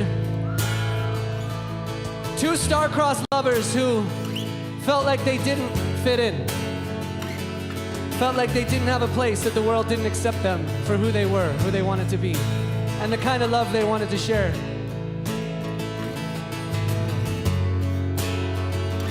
This song goes out to anybody that feels that way. It's a typical story, 3 in the morning, you're holding my hand. Caught in attention, silent confessions at the foot of your bed. Glitter and crimson, fighting the friction, what a perfect match. I wonder if you feel kinda like I feel, temporary.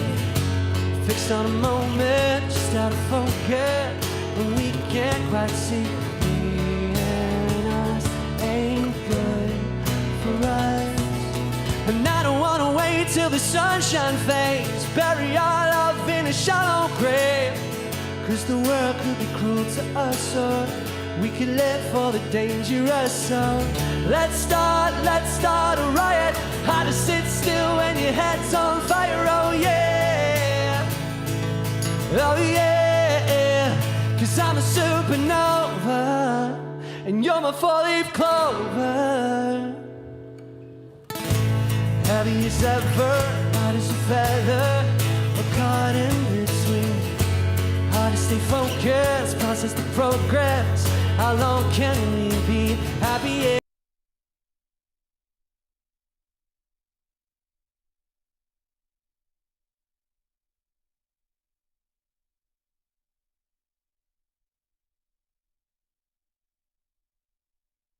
To us, and I don't wanna wait till the sunshine fades, bury our love in a shallow grave. 'Cause the world could be cruel to us, or we could live for the dangerous. So let's start a riot. Hard to sit still when your head's on fire, oh yeah. Oh yeah, 'cause I'm a supernova, and you're my 4-leaf clover. No compromise and no second best. There's no stopping up, it's weight on my chest. Won't settle down, won't settle for less, won't settle for less. Woo! I don't wanna wait till the sunshine fades, bury our love in a shallow grave. 'Cause the world could be cruel to us, or we could live for the dangerous. So let's start a riot. Hard to sit still when your head's on fire, oh yeah. 'Cause I'm a supernova, and you're my 4-leaf clover, Ventura. Thank you so much. Those lights are pretty. Don't stop that. That's real nice. That's all I can see from up here. Hey, Alex. So when you put those up in the sky, that lets me know you're there. So hold those high. Hey, real quick. Hi. I just realized something about my outfit tonight. That you look phenomenal. Thank you. Do you still have price tags on everything? Well, I gotta return this tomorrow. Yeah. But also, my hood comes off. Oh, wow. I wish that I would have known that before. You did half the set. We're like Gaga, baby. We're doing wardrobe changes now. Rah, rah, Man, this is fun. This is so much fun. Are you guys having a good night? Make some noise for Fitz and The Tantrums. Woo! Yeah, yeah, yeah, yeah, yeah. Yeah, yeah, yeah. All right. This song's called Monsters.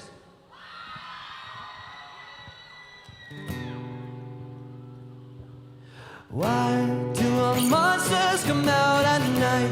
Why do we sleep where we want to hide? Why do we run back to you like I don't mind? You fuck up my life. Another day, another headache in this hangover hotel. Getting used to the rhythm. Yeah, I know this beat too well. Tunnel visions got me feeling like you're the only one I see. But I know what's missing when I'm swimming in my lonely luxury. monsters come out at night? Why do we sleep where we want to hide? Why do we run back to you like I don't mind? Fuck up my life. Why am I a sucker for all your lies? Strung out like laundry on every line. Why do we come back to you like I don't mind? I'm addicted to the way you hurt, the way you contradict me. I swear everything looked worse tonight. I think I'm overthinking. I don't care who I might hurt along the way. I'm sinking into every word. I don't care if you're lying when I'm drinking. So tell me pretty lies, look me in my face. Tell me that you love me, even if it's fake. And you can lead me on and leave these questions in the sheets. I'm under it, make my bed and I'm wondering why do all the monsters come out at night? Why do we sleep where we want to hide? Why do we run back to you like I don't mind if you fuck up my life? Why am I a sucker for all your lies? Strung out like laundry on every line. Why do we come back to you like I don't mind if you fuck up my life? Make some noise, Ventura. I said make some noise! Sing it! Thinking about you, you're in my head. Even without you, I still feel dead. Why do we come back to you like I don't mind? My dead. Thinking about you, you're in my head. Even without you, I still feel dead. Why do we run back to you like I don't mind if you fuck up my life? I'm wondering why do all the monsters come out at night? Why do we sleep where we want to hide? Why do we run back to you like I don't mind if you fuck up my life? Why am I a sucker for all your lies? Strung out like laundry on every line. Why do I come back to you like I don't mind if you fuck up my life? Woo! Hey!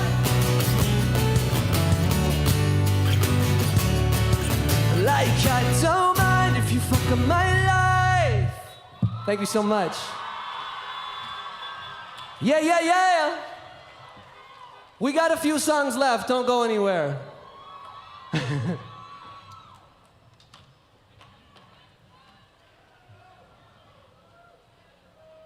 Man. The hood is an issue. It's always an issue. Hey, who said that?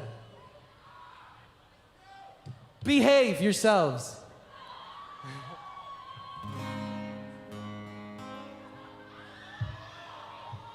I would like to play a song for you called Therapy, if that's okay. It's an older song from a record we put out years ago called Nothing Personal. And what's interesting about this song, I think, is that when I wrote this song, it was a song about being a little bit apprehensive about therapy. I felt like I needed help. I needed to talk to someone, but I didn't want to feel broken. I didn't want to be that broken toy. So I didn't want to motivate myself to go and do this. I didn't want to go speak to someone because I'm fucking fine. You know what I mean? I was like, I'm fine, but I wasn't fine. And so I wrote this song, and at the time it was with a little bit of resentment towards the help that I knew I needed. And as the years have gone on, and I've gotten to talk to so many of you guys about how this song resonated with you, about the experiences you guys have had, it made me think back to how important that was for me to go and seek that help when I needed it. And it's been a lesson as it's gone on and as this song has evolved through the live show. It's been a lesson to me that when I need to reach out, I can reach out, and I have. And that help has been there for me when I've needed it. And so this song, over the years, has taken on a new meaning for me. This song is about reaching out for help. It's about saying, you know what? I recognize that I am not perfect. As a person, I am flawed. I have all kinds of things going on in my brain. And some of those things need to be discussed. Some of those things need to be talked about in big formats like this, or one-on-one with a therapist, or whatever it may be. But I sing this song from a much different place tonight. And if this song has ever spoken to you, that means the world to me.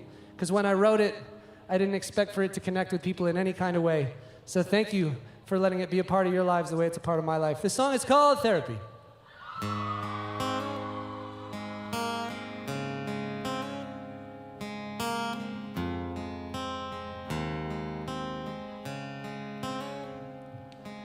My ship went down in a sea of sound. When I woke up alone, I had everything. A handful of moments I wished I could change, and a tongue like a nightmare that cut like a blade. In a city of fools, I was careful and cool, but they tore me apart like a hurricane. A handful of moments I wished I could change, but I was carried away. Give me therapy. I'm a walking travesty, but I'm smiling at everything. Therapy, you were never a friend. Tell me you can't keep all your misery.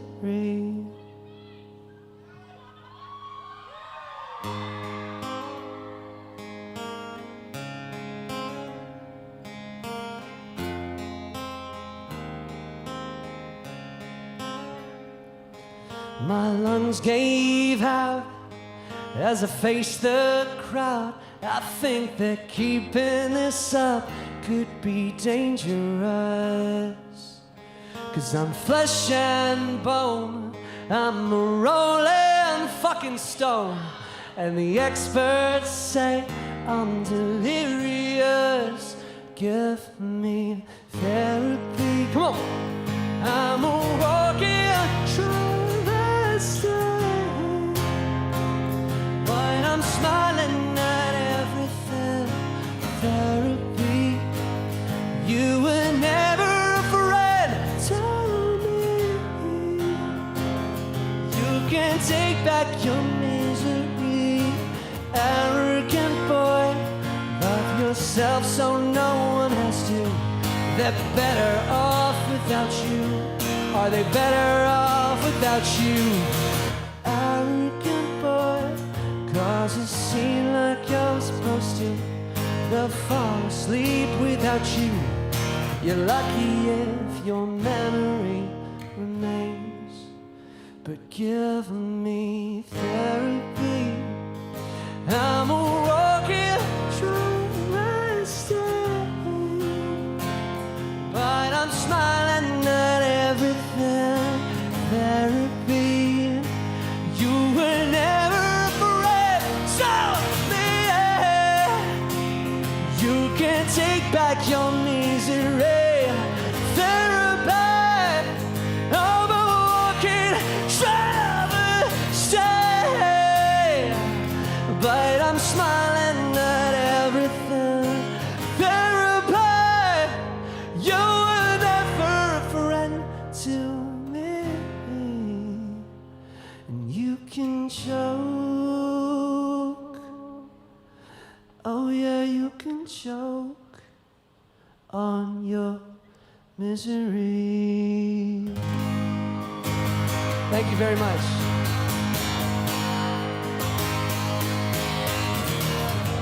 Woo! Thank you, thank you, thank you. Hey, great job, man. Hey, great job. Hey, I like that you went for it in the last chorus. All right. I figured I should. Yeah, you didn't. Figured I should give it I didn't know if you're gonna go falsetto. I don't know. All right. Okay. I just wanna... Hey, make some noise for how good looking this band is. Except for Ryan. Fuck that guy. Every time I look my band members in the eyes, I remember how handsome they all are, and I'm just like, dang! How'd I get so lucky? How'd I get so lucky to be in a band with these handsome boys? How'd I get so lucky, Zach? Oh, I got lucky. I get to sleep next to you every night on tour. So. Hey, make some noise for Ryan in his box. I want to take a minute to talk about how lame it is that when we do acoustic gigs, Ryan plays a box. Like, drummers are such an important part of rock bands, and like there's nothing cooler than a drum kit, you know? Like, when I was a kid, I wanted to be the drummer, and then I got older and I was like, lead singer for sure. But like, he's playing a box. He's sitting on a box, guys. Oh, you do have a tambourine, that's fair. That's fair. Hi, everybody. Hi, everybody watching from home. We miss you so much. We love you so much. I hope you're doing well. Hope you're feeling good. We got 2 songs left for you. 2 songs. Will you help me with this next one? Here's what I need. I need you to put your hands up just like this. I'm gonna ask that you clap with me. You gotta keep time. Don't you fall off.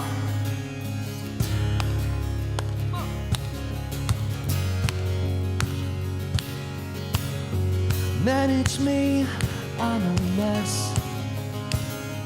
Turn a page, I'm a book I've unread. I wanna be left at, left with, just because.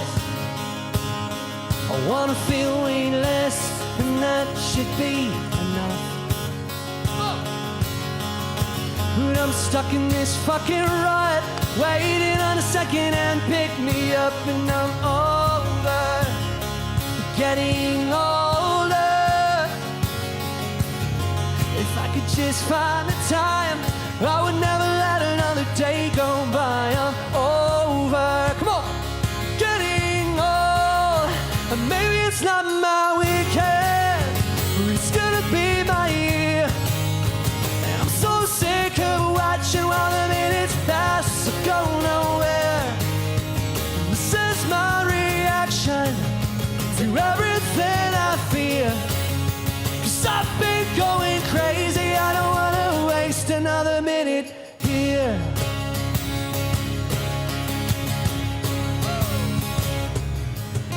So make believe I impress, that every word by design turns ahead. I wanna feel reckless, wanna live it up just because. I wanna feel weightless, 'cause that would be enough. Woo! If I could just find the time, I would never let another day go by. I'm over getting old. Maybe it's not my weekend, but it's gonna be my year. And I'm so sick of watching while the minutes pass as I go nowhere. And this is my reaction to everything I fear. 'Cause I've been going crazy, I don't wanna waste another minute here. Woo! Hey! This could be all I've waited for. Waited, I've waited for. And this could be everything I don't wanna dream anymore. Maybe it's not my weekend, but it's gonna be my year. And I've been going crazy, I'm stuck in here. And maybe it's not my weekend, but it's gonna be my year. And I'm so sick of watching while the minutes pass, so go nowhere. This is my reaction to everything I fear. 'Cause I've been going crazy, I don't wanna waste another minute here. Woo! All right. All right. Oh, yeah! This side, make some noise. Let's go. Back here behind the stage, make some noise. Let me hear you. Woo! Over here, stage right, let me hear you. Stage right, strong showing. Nicely done. Everybody out front, make some noise. Ventura, everybody all together in the round on 3, make some noise. 1, 2, 3. Woo! Thank you so much for having us tonight. This has felt absolutely incredible. Shaking the rust off with all of you. We're back, baby. Hey, we're going on tour this summer, dude. We are going on tour this summer. Tour. We're going on tour this summer. Sad Summer Fest. Come see us. Come hang out with us. It's gonna be so much fun. It's us in the main. The main. You might know them. You might know them. I know them. This is our last song, guys. Help us out. This is a really famous TikTok song. I got your picture, I'm coming with you. Dear Maria, count me in. There's a story I'd... Woo!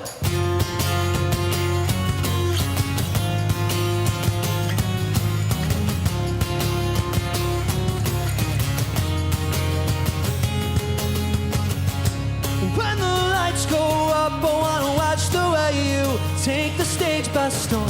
The way you wrap those boys around your finger. Go on and play the leader, 'cause you know it's what you're good at. The low road for the fast track, make every second last. I got your picture, I'm coming with you. Dear Maria, count me in. There's a story at the bottom of this bottle, and I'm the pen. Make it count when I'm the one who's selling you out.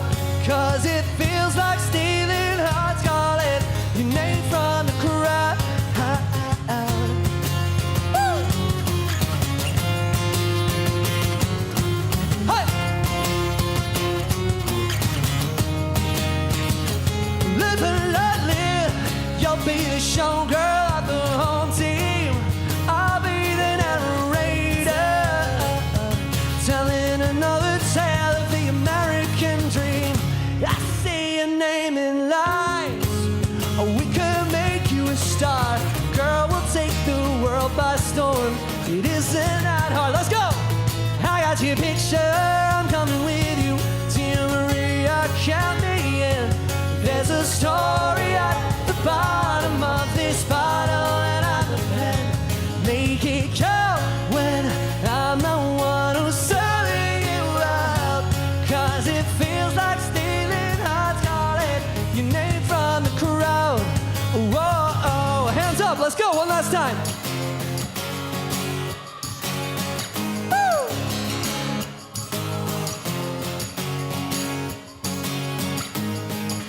Take a breath, don't it sound so easy? Never had a doubt, now I'm going crazy. Watching from the floor.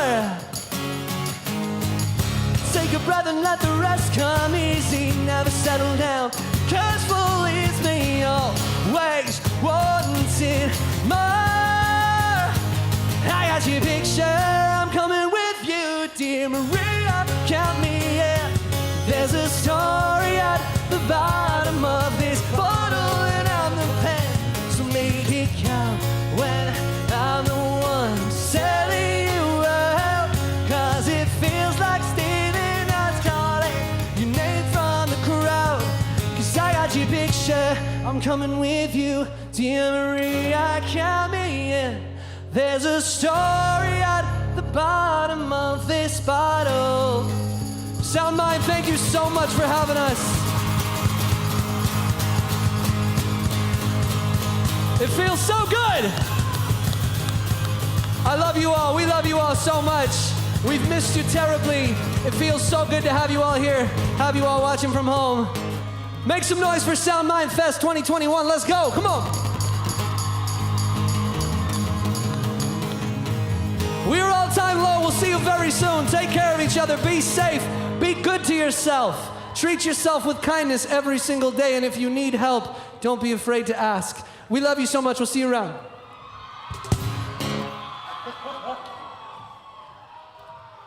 Treat yourself.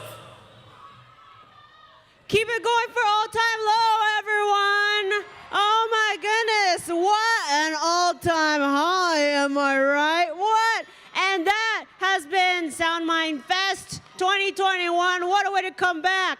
Oh my goodness. I've been Otsko Kotska, your host. Y'all get home safe. Thank you so much. Take care. Keep your seatbelts on. Bye. Is there like a playoff music? Oh no, yeah. My mic just came. Oh my God, yeah. Oh, I don't listen to music like this, by the way. Yes. I think you're supposed to jump. I think you can maybe even do a little. I think maybe you can even do a little. My video camera, get this. So it's like this. Is anything happening?